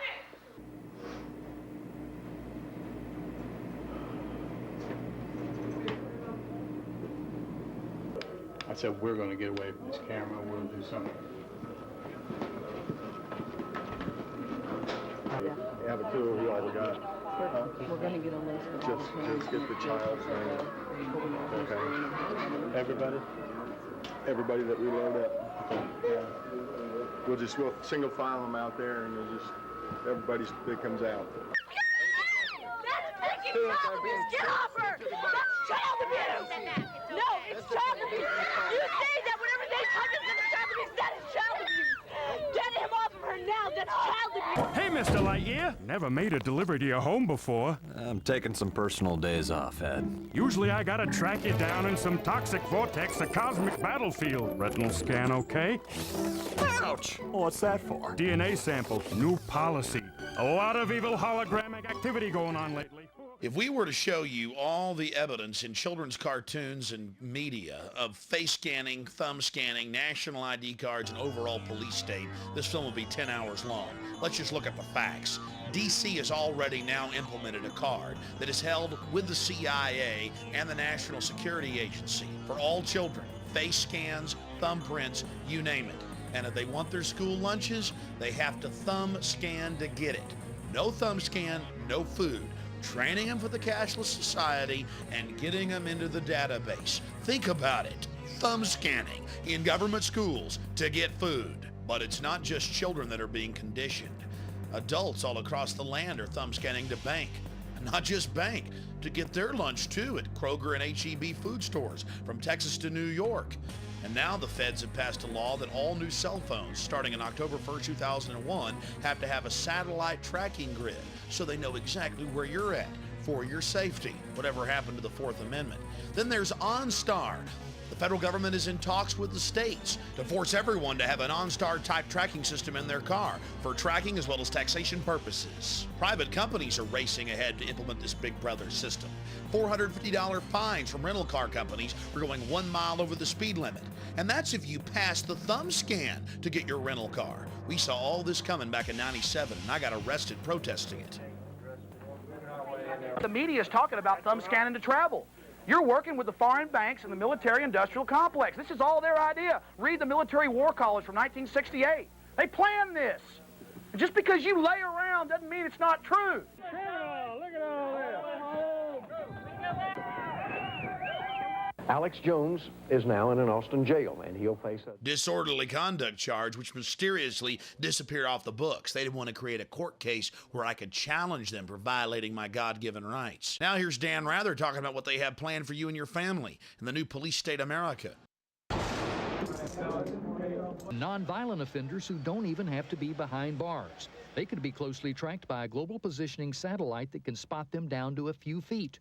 Electronic boundaries like those we impose on pets could be set up for these inmates, and surgically implanted electrodes could even shock them until they return to where they're supposed to be. One thing we could implant would be a subliminal implant. In other words, basically messages being typed into the subconscious constantly. Do the right thing, do what's required of you, be a good citizen, don't disobey the law. Well, this slug would love to make you do what's required of you and cram you in a supermax prison. Our prison population's jumped to 6.5 million in the last 2 years. Now they're talking about robots controlling us and implanting the entire population with microchips, or you're for Al-Qaeda. Oh, we're crazy. We're making it up. They'd never peddle microchips, would they? Something has to change, though. They have to find a better way to identify the bad guys, or the rest of us are going to stay home and watch the world go by on television. But we need some system for permanently identifying safe people. Most of us are never going to blow anything up, and there's got to be something better than one of these photo IDs, a tattoo somewhere maybe. The Saudis used an American device to scan the eyes of travelers. I wouldn't mind having something planted permanently in my arm that would identify me. If we don't do something, people are going to stop flying. If they stop flying, and I don't go to the Giants games, it means the bastards have won. Yeah, we're not going to let you win, buddy. We saw what you just implied. We're with Al-Qaeda if we don't take the microchip. We have a Florida family who are really pioneers in a brave new world. They have volunteered to be the first ever to have microchip identification devices implanted into their body. After 9/11, I was really concerned with the security of my family. Top CFR Lieutenant Diane Sawyer, for 8 minutes, sat there in a sickening fashion with this poor, pathetic family as they discussed how they were all taking microchips because they believed in America and wanted to stop the terrorist. Ladies and gentlemen, this is something out of a science fiction horror movie. They're taking chips because they stand with the mother government. I'm living in Nazi Germany Twilight Zone. Now politicians are announcing that they want to get chipped.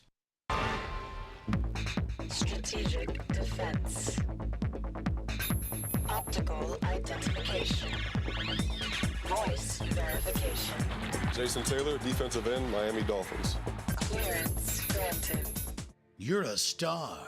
You're a professional football player. You're getting scanned. It's not just children getting brainwashed on cartoons. It's everywhere. This is the prison grid, turning the whole world into a cashless control system. I have read the federal documents, the total plan to force us into these compact cities. You absolutely must resist the thumb scans, the face scans, the retina scans, cameras that can recognize you and scan your face against 1 billion faces in a single second.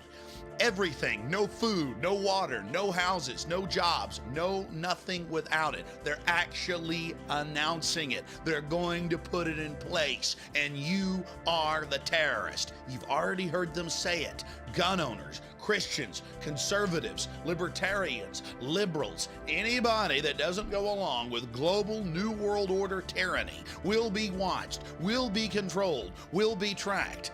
The New World Order gang has a reason they want to control you, and they've bragged about it. Now the Bilderberg Group and Reuters, which they own, have gone public that they actually groom our presidents, our prime ministers, that yes, they really are international bankers. Yes, they are royal families. Yes, they do run the central banks, and that we are the property of a global superstate in Reuters. They're throwing it in your face, which is owned by a Bilderberg Group member, like Prince Philip. Prince Philip, in his own publication, If I Was an Animal, brags about how he would kill 80% of the population, how his great dream is to come back as a virus. Ladies and gentlemen, this is in your face. These psychos are creating a matrix-like control system and talking about killing you. From Ted Turner at the UN to Prince Philip, they're out of control and on a massive power trip. People like Ted Turner and Maurice Strong have actually been pushing, writing the textbooks for a massive environmental movement control system to steal all of the private property. Using the phony environmental movement, they're ramming through their agenda. Remember, the environmental movement has nothing to do with saving the environment and everything to do with stealing property and empowering world government. We've lost our way. The earth is a living organism. We got to praise our mother goddess. I produced a documentary film called America Destroyed by Design. We traveled 6,000 miles around America and witnessed the horror of the United Nations taking over our national parks and monuments. Now, under the Desertification Treaty signed October 18, 2000, 70% of the country is under United Nations jurisdiction. This is the map of what they plan to control in the next 2 years. You see, 90% of the country is already pristine, so most Americans don't realize how much has already been taken by the United Nations. The three maps you see on your screen are what they plan to get. All the areas in red, if you lay the three maps over each other, show that upwards of 90% of the country will be controlled by the United Nations. And way back in the mid-1990s, the United Nations Treaty, the Convention on Biodiversity, states that human beings are nothing more than cattle, chattel, and must be controlled by a centralized law enforcement police state, that property rights are not absolute, and that people are the problem, and that global tyrannical government is going to have to step in to save the earth. Talk about tyrants making excuses for their criminal activity. It then goes on to talk about chicken little debates about how there's going to be global warming and the sky is falling, and if they don't get rid of 80+% of us, we're talking about 5+ billion people, that the earth is going to die. Then the UN talks about how we must all be reduced to the level of peasants or there won't be enough resources to go around. Talk about a rationale for slavery. Then they brag about ancient societies using infanticide, human sacrifice, homicide, and feuding, and other horrible practices as a way to control population and how it's good. The Burmese army killed 2,000 people and drove 30,000 from their homes to make way for a United Nations environmental sanctuary. Then they discuss how they can murder half the world's population by restricting fertilizers. This was written by psychotic murderers. The documents already talked about human sacrifice. Then they get into how ancient societies use the environment and considered it to be holy, and how Christians cut down the sacred groves where they engage in their special rituals that help maintain and replenish nature. Then there are the mysterious Georgia Guidestones owned by Illuminati leaders that actually talks about reducing the world population by 80%. That number we heard from Prince Philip and Ted Turner so many times before. How they must maintain the population forcibly at 500 million. And now, in recently declassified government documents in Australia, we learned that world-famous microbiologists, Nobel Prize winners, were actually planning to release biological weapons to reduce an overpopulated world. The revelation is contained in top-secret files declassified by the National Archives of Australia. I challenge everyone to read the Nightmare Kyoto Treaty, a total United Nations takeover of the world's energy supply, a huge taxing mechanism to control the populations of the planet Earth. And the science behind it? There is no global warming. We have a regular 12,000-year cycle with 100-year subcycles. Then they have their chicken little scenario of ozone thickness, using fear to get control of the resources. Then they have their human waste reclamation centers, their centralized, federalized, socialized health healthcare systems so they can cover up the mass poisoning of the entire population. Fluoride, a known deadly toxin that causes cancer, severe bone fractures, you name it, retardation of children. Talk to the Nobel laureates that have exposed it. It's being crammed into the water worldwide. The amount of solid scientific evidence that fluoride kills is now overwhelming. Those that oppose it are flat earthers, denying the facts of what's happening in our society. Aspartame, the taste that kills. To call aspartame a poison is doing it a favor. According to the scientists and brain surgeons I've interviewed, this is one of the biggest killers in the United States today. It's in over 9,000 foods. Everything from cancer viruses to squalene and mercury has been found in vaccines. The entire vaccine supply is contaminated. And what is the government doing? Mandating more and more injections of our children. Truth is stranger than fiction. Elites throughout history have always sought to control their peasants, control their serfs. And now the elite has almost unlimited technology. They know that breakthroughs have already occurred that will allow them to have extended lives, perhaps eternal lives, with the help of the cybernetic interfaces. The globalists, and they talk about it in their own policy papers, are not about to allow you and your family to have access to this. They're going to herd you into the reservations. They're going to control you with the new advanced technologies that they're totally obsessed with. They're going to exterminate 80% of you, and then they are going to live like gods on a Mount Olympus. My friends, it's in the policy papers, it's in the documents, and in a film coming out at a later date, I will expand on what their final plans are. But it's actually on the record. Use your common sense and resist them. You've seen the historical record. You've seen the facts of government-sponsored and controlled terrorism in the final decades of the 20th century, going into the new millennium in 2001. This is a call to arms, a call to the information war to wake up your friends, your family, people in your community, your churches, your universities, your schools, and to realize what we're facing. My friends, the evidence is absolutely overwhelming and cannot be denied. All you need to do is check out all the information we have presented here. Look at elites throughout history. Their pleasure, their enjoyment is feeding upon populations, controlling them. We're dealing with control freaks. You have to learn about human history. You have to look around you and study the systems of power that surround you and get outside the paradigm, outside the box, and educate yourself on these facts. Then you need to begin to educate others and to resist this system. And whatever you do, never turn in your firearms. We're trying to fix these problems peaceably, but we do have every right to defend ourselves and our families from this tyranny. Because you see, this is a warning to everyone. If we are unable to defeat this New World Order, the terror attacks are going to escalate. They're going to get worse until the United Nations program for an 80% world population reduction is actually realized. So you have to study this. You have to look at the facts. You have to get out the word. You have to make it the issue in your community if you're going to defeat this system. More terror attacks are coming, and it's up to you to get the word out of who's behind them. Because by doing that, we're able to shine the spotlight on these creatures and show how they're using it to get more power and control, and then they lose the power they have over us. No longer are they our loving saviors just taking our rights away for our best interest. They're the bloodthirsty, evil tyrants that they are in the minds of the men and women out there, and then their illusion is shattered. But if you don't shatter that illusion of control, it's over for America. It's over for the world. And it means absolute, total dehumanization. We need Paul Reveres all across this country, black, white, old, young, to fight for this republic and against these slave masters. God bless you all.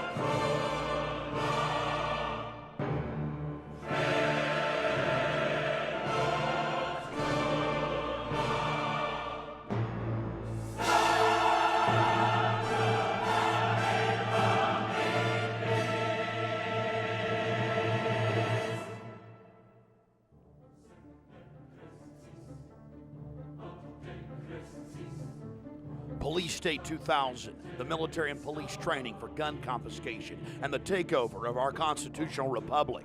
All the proof you need to wake up America. Police State 2, the takeover. They go from training to actually serving search warrants, running checkpoints on American highways, and integrating our society, completing its road, its path to slavery. The occult activities of world leaders blown wide open in dark secrets inside Bohemian Grove, an absolute must-see to understand the character of the New World Order insiders.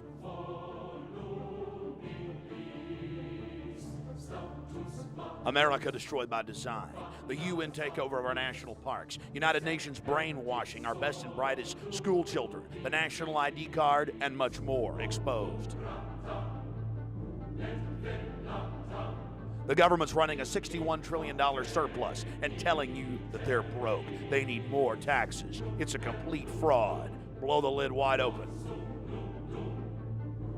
America, wake up or waco. An A to Z expose of government corruption and how to take it back to the enemy, how to get in their face and stand up for your rights. To order these documentary films, just simply call toll-free 1-888-253-3139 or go to my website, Infowars.com. Get involved in the Infowar today and save America. Resistance is not futile.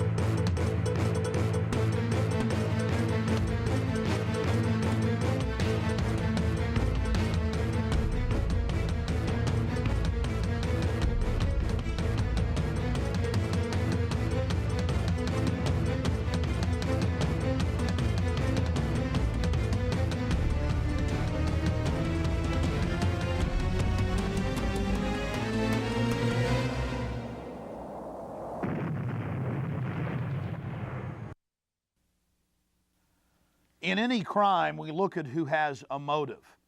And clearly, the oligarchs that run the New World Order world government system have all the motives, everything to gain. They've used the attacks to create a firestorm, an hysterical fear throughout the Western world. In fact, all over the entire globe. And their answer is more and more police state in nations domestically.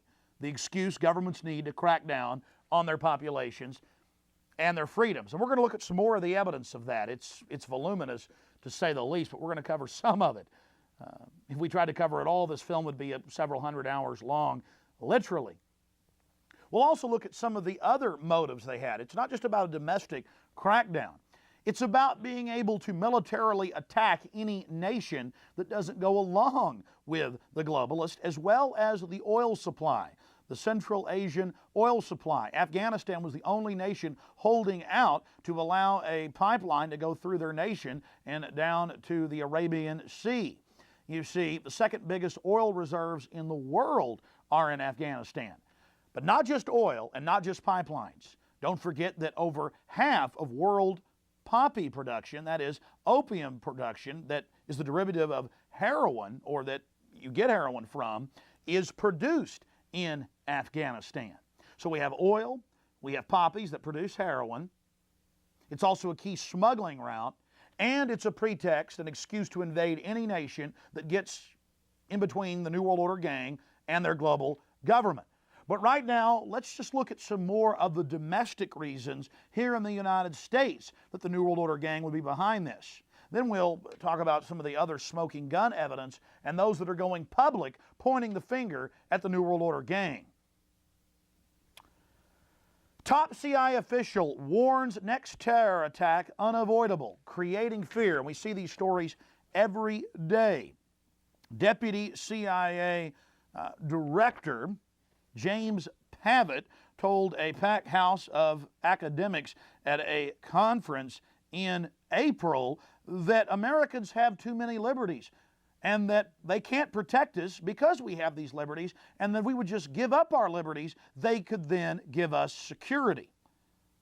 Again, if you give up liberty, you get tyranny, ladies and gentlemen. You never get security. But that doesn't stop the deputy CIA director, as well as every other federal law enforcement or security official out there, to tell us that we need to give up our liberty for security. And Governor Ridge, the head of the Office of Homeland Security, has told Congress and the American people that he won't testify because he's not under the Freedom of Information Act, that he has a completely separate and secret administration that's totally unaccountable to anyone but the president.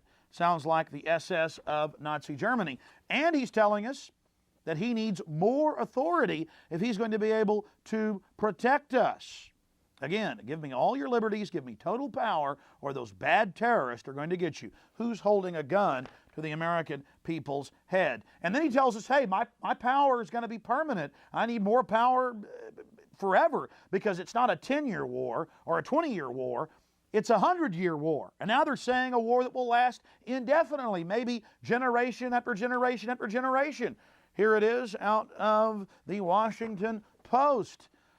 Ridge says terrorism is permanent, that it is a permanent atmosphere and that it's going to get worse. Oh yeah, if you get more power and control, we can certainly imagine it's going to get worse. But it's not just government officials in the Republican and Democratic Party. It's also people like Warren Buffett, the billionaire insurance tycoon. He's predicting a thermonuclear attack or attacks. In fact, he's saying it's virtually a certainty.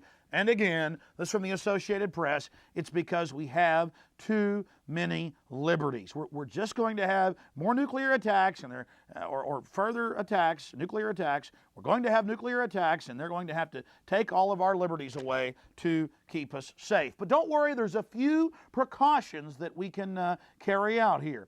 If we allow FEMA, which they're now doing through the Office of Homeland Security, to federalize Neighborhood Watch, everything is going to be all right. In fact, this AP article is out of New Jersey, and they've gotten a lesson in terror. And what did the feds teach them?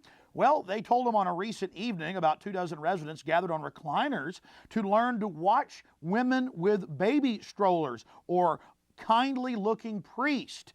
They might not be so maternal after all. They might not be so religious after all. Watch everyone. Trust no one but the men from the federal government wearing the black uniforms and ski masks. It literally says it, ladies and gentlemen, out of the Twilight Zone. And don't worry, the new Office of Homeland Security will provide us with military protection.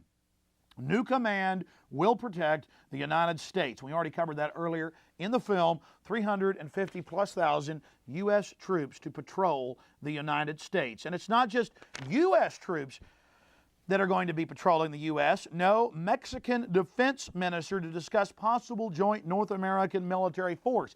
Now, they already had it set up and planned and were training Mexican, Canadian, and Czechoslovakian officers in '99 when we first learned of it. In fact, they mention it here in the article. The plan apparently is based on a U.S. Army War College report in '99 that suggested a North American peacekeeping force that would be headquartered in the United States but include command posts that would rotate between Mexico and Canada. And when you read that '99 Army War College report, they call for Mexican and Canadian troops to, quote, patrol America and deal with American terrorists and for peacekeeping. And the head of UN peacekeeping, General McKenzie, just days after September 11th, on Nightline called for United Nations troops to patrol the United States. And Donald Rumsfeld called for it in early April of 2002. He met with the Norwegian defense minister and happily announced, was also reported in the New York Daily News, his press conference, that they were going to put 56 Norwegian F-16 jet fighters in America's skies to, quote, shoot down American aircraft if they were hijacked. So, again, we're being conditioned. Foreign troops are going to protect us. Now you see why the globalists pulled off September 11th. Rumsfeld, Norwegian pilots needed to protect U.S. military run down by Clinton. Oh, now conservatives were going to get those evil liberals with foreign troops, when it was Bill Clinton's dream to bring foreign troops in here. See how they manipulate you with this system. And also, starting on May 10th, 2002, they had a nonstop media blitz throughout the weekend, starting on Friday, with families, Alzheimer's patients, children, you name it, being implanted with implantable satellite tracking chips. And there are reasons: medical, anti-terrorism, that way we can be trusted people, prisoners. There's now contracts with the Bureau of Prisons out in California to implant parolees. Everybody needs a chip, so we'll all be safer. First humans have now received their microchips. Family gets computer chips implanted for medical information. And again, you read on, it's for anti-terror reasons. It's for everything you can imagine. And yes, emergency drill held at school. They're having thousands of these around the country. Men in black uniforms are in camouflage, dragging children out at gunpoint. The government's got to keep us safe, and they've got to take our liberties away to do it.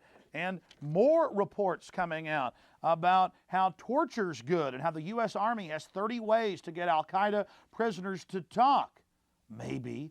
But remember, at the same time, they've flown the Taliban and al-Qaeda leaders out and have been protecting them. They had bin Laden and his chieftains in their sights, the Air Force did, 10 separate times, and were ready to kill him with their Predator drones. But the CIA said no over and over again, and then helped airlift them out of the country. But that's okay.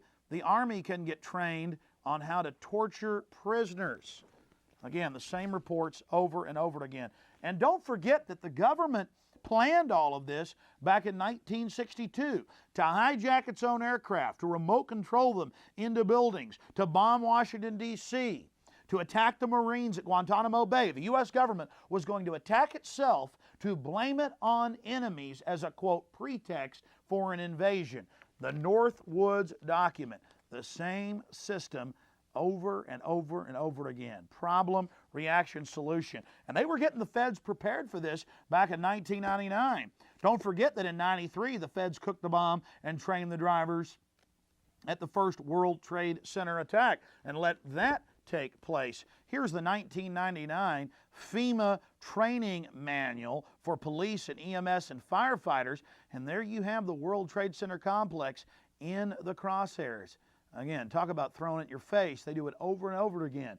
It's like Governor Keating's brother writing that book, The Final Jihad, 2-3 years before the Oklahoma City tragedy, where Atomic Bay bombs the federal building. They love to throw it in your face. I guess it's part of the bragging rights or something. The list goes on and on. That is just some of the evidence of why the globalists would want to engage in this. Foreign troops, microchips, U.S. Army patrolling the streets, more federal funding and control, secrecy, total secrecy over federal agencies, sicking the CIA on the American people. Now let's look at some of the other reasons they pulled off September 11th that aren't domestic. It's about oil, ladies and gentlemen. The second biggest oil reserves, not just opium reserves, reside in Afghanistan. And all the other areas of the pipeline had been completed, other than the pipeline, the final spigot of the pipeline that ran through Afghanistan and then through Pakistan out to the Arabian Sea. The Taliban had been big buddies of the CIA. They'd been put into power by the CIA, again, part of the public record, but they'd suddenly started refusing to go along and play ball. That's when Osama bin Laden, the CIA double asset, was activated to order his terrorists to attack the U.S., hence creating a pretext for war. Then all the feds had to do was open the door and make sure the attack wasn't hindered by any good federal assets in Defense Intelligence or FBI, and they'd get their police state and their global takeover they needed. By the way, now Unicol is finishing that pipeline now that a puppet government's been put into power in Afghanistan.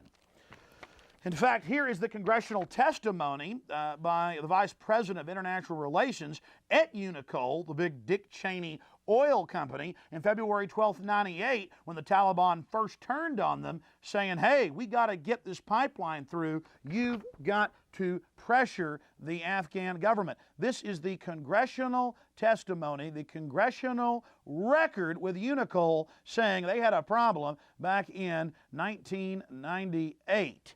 Another smoking gun. It's about oil. It's about heroin. It's about global tyranny, ladies and gentlemen. Here's another New York Times story. Oil diplomacy muddled U.S. pursuit of bin Laden. Again, ladies and gentlemen, they couldn't stop bin Laden before September 11th because he's in with the Saudis. Now let's look at insider trading, and a particularly risky type of insider trading. We're talking about put options or short selling.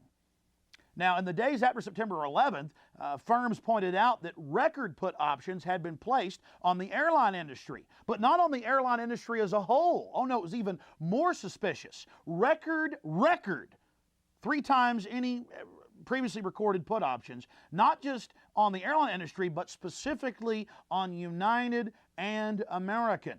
We all heard we'd be able to find out who was behind September 11th. And then suddenly the story left our media almost entirely. That's because, ladies and gentlemen, on just cursory inspection, it turned out that it was Buzzy Krongard, now executive director of the CIA, who had been behind the put options. His company had placed almost all of the put options, and 3 other high-level CIA agents' names have been listed in mainstream media accounts. This is out of the London Independent, Buzzy Krongard. And then, of course, we haven't mentioned defense spending, record defense spending surrounding September 11th. And guess who owns the major firm making the profits off the defense spending? The principals in the Carlyle Group, getting 1/2 of defense spending budget through their brokerage house. That's right, the same players again, the bin Laden family and the Bush family, known principals in the Carlyle Group. They're making money off oil, money off opium, money off the huge defense budget, and a pretext to invade any country that gets in their way, and a domestic crackdown here in the United States. The Carlyle Group, the Wall Street Journal, and other publications have reported, is the principal, ladies and gentlemen, principal contractor in all of the new defense budget contracts. And they've always been in the top 5 of defense brokers. And the principal owners, Osama bin Laden's family and the Bush crime family dynasty. The same story over and over again. They're in oil, they're in opium, they're in weapons, they're in Wackenhut and prisons. Police state. They only stand to profit and to get more power out of it. So, arms buildup in richest firm, staffed by big guns, LA Times, the Carlyle Group, ladies and gentlemen. And now we have all the suppressed details of insider trading with Buzzy Krongard and the CIA coming out in more and more publications. Does this not anger you, the American people? So let's go over it again. Oil, heroin, weapons sales, record defense budget, record federal budget, $2 trillion for 2003. So oil, heroin, weapons, a military excuse to invade any nation that gets in their way, and a domestic police state crackdown. The globalists profit from all of these industries which they own and control, whether it's prisons or pipelines, or heroin or police state. They stand to gain from all of it. Now let's look at some of the good news. More and more FBI agents have gone public, like Special FBI Agent Robert Wright out of Phoenix, Arizona. He was told by the Bush administration to keep his mouth shut and to not stop several of the hijackers that were training to fly aircraft in the Phoenix area. Same story we got out of Illinois, same story out of Florida, same story out of Minnesota. But again, one more FBI agent that's gone public that he wasn't allowed to stop Al-Qaeda. We also have a problem. Now we're seeing how guilty the globalists are. Bush threatened the Congress not to have multiple investigations in 7 different committees, so they scaled it down to 1 committee. Well, now the committees hit a bunch of different obstacles. CIA agents that were testifying have been caught lying under oath. They failed polygraph tests. They're absconding. Governor Ridge, the new Gauleiter, Homeland Security Chief, is refusing to testify. Again, the list goes on and on. They are obstructing big time with their hands in the cookie jars. Now Senator Graham has had to go public. This is out of the St. Petersburg Times in Florida, saying they're covering up what really happened in September 11th. Another headline, 911 inquiry delayed as staff chief is ousted in CIA dispute. This is out of the big Seattle Daily newspaper. I mean, I've got hundreds of these articles, hundreds of eyewitnesses. I've interviewed many of them myself. It's just mind-blowing. The government did this, folks, and they're coming after your freedoms. Here's another one, FBI whistleblower on 911 cover-up. Another FBI agent going public. Judicial Watch was going to have a press conference, and I talked to them. They got threatened by the White House and canceled it. They were being threatened with national security violations as spies if they exposed government prior knowledge and involvement. Unbelievable. To their credit, Judicial Watch is now suing the federal government because of the Carlyle Group. The federal government, the Bushes, are refusing to release any documents concerning the Carlyle Group and the massive defense budget and oil spending programs that they're involved in that all profit from September 11th. So the heat is definitely on these shady characters. Here's another one from September 15th out of WorldNet Daily. U.S. sent Afghanistan $125 million. Other reports say $134 to $35 million. Washington is largest donor for second straight year. So right before September 11th, they were sending record foreign aid for Afghanistan to the tune of $125+ million.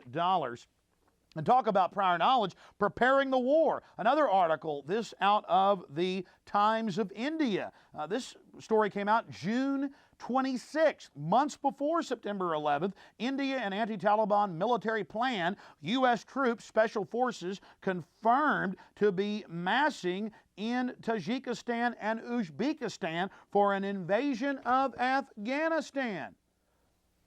Again, this is a story from June, and there's hundreds of these articles from all over the world that our troops were massing there. What did they know that the people in the towers and the Pentagon didn't know? Why didn't they get warned? Because the globalists stand to gain from all of this. Here's another mainstream French report.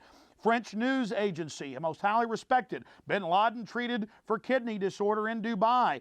Hospital officials said on the record he was there with the CIA section chief in July planning the September 11th attacks. What more do you need, folks? Now, again, there are congressional investigations. A lot of people are starting to talk about this now, and that is the good news. So now you know, September 11th was about oil. It was about being able to attack any nation that got in the way of world government and the New World Order's aims. It was about controlling the opium supply. It was about record defense budgets, which the Carlyle Group, owned by the Bushes and the Bin Ladens, stood to gain from. It was about controlling the opium supply. It was about a domestic police state crackdown. Again, it was about world government and a massive movement towards tyranny. This was their pretext.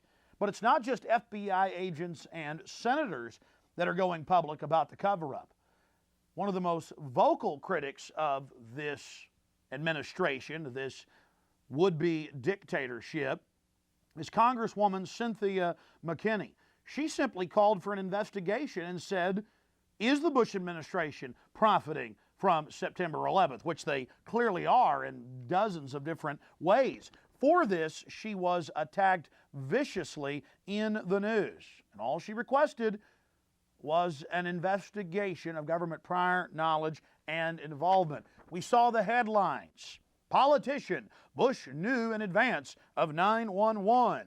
The Washington Post, Democrat implies September 11th administration plot. After 4 or 5 days of nonstop demonization, top story in the news, her hometown paper, the Atlanta Journal-Constitution, ran a poll. And in the poll, 52%, and there were tens of thousands of respondents that took the poll, a whopping 52% believed that there should be an investigation of government prior knowledge and involvement. So the media pulled the poll, intensified their demonization campaign. 3 or 4 days later, they had another poll. When they pulled the poll that time, it hit 51.4% believe there should be an investigation of government prior knowledge and involvement. And if you go to the Congresswoman's website, it's pretty mild stuff. All she points out is the Carlyle Group connection, the oil pipeline, bin Laden, the CIA hospital, the American hospital in Dubai, months before September 11th with the CIA. Simple questions, though earth-shattering questions, that need to be answered by this administration. But the tea leaves, the writing is on the wall.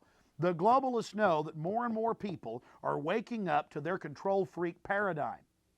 And we're trying to save lives here. If we don't expose this illegitimate national security dictatorship for what they've done, they're going to pull off more and more attacks in the months and years to come. They've told us it's going to happen. Give up our liberty or the bad men are going to get us.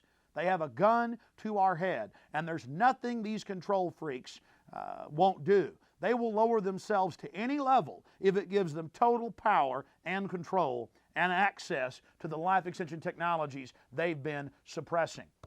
So again, it's up to you. Investigate it. Check it out for yourself. Whether it's foreign troops or open borders or this illegitimate government funding terrorist or profiting in oil and drugs and war and the rest of it from this garbage, all of humanity is under attack by this tiny cabal that is the New World Order. God bless you all. I'm Alex Jones, signing off from 911, The Road to Tyranny.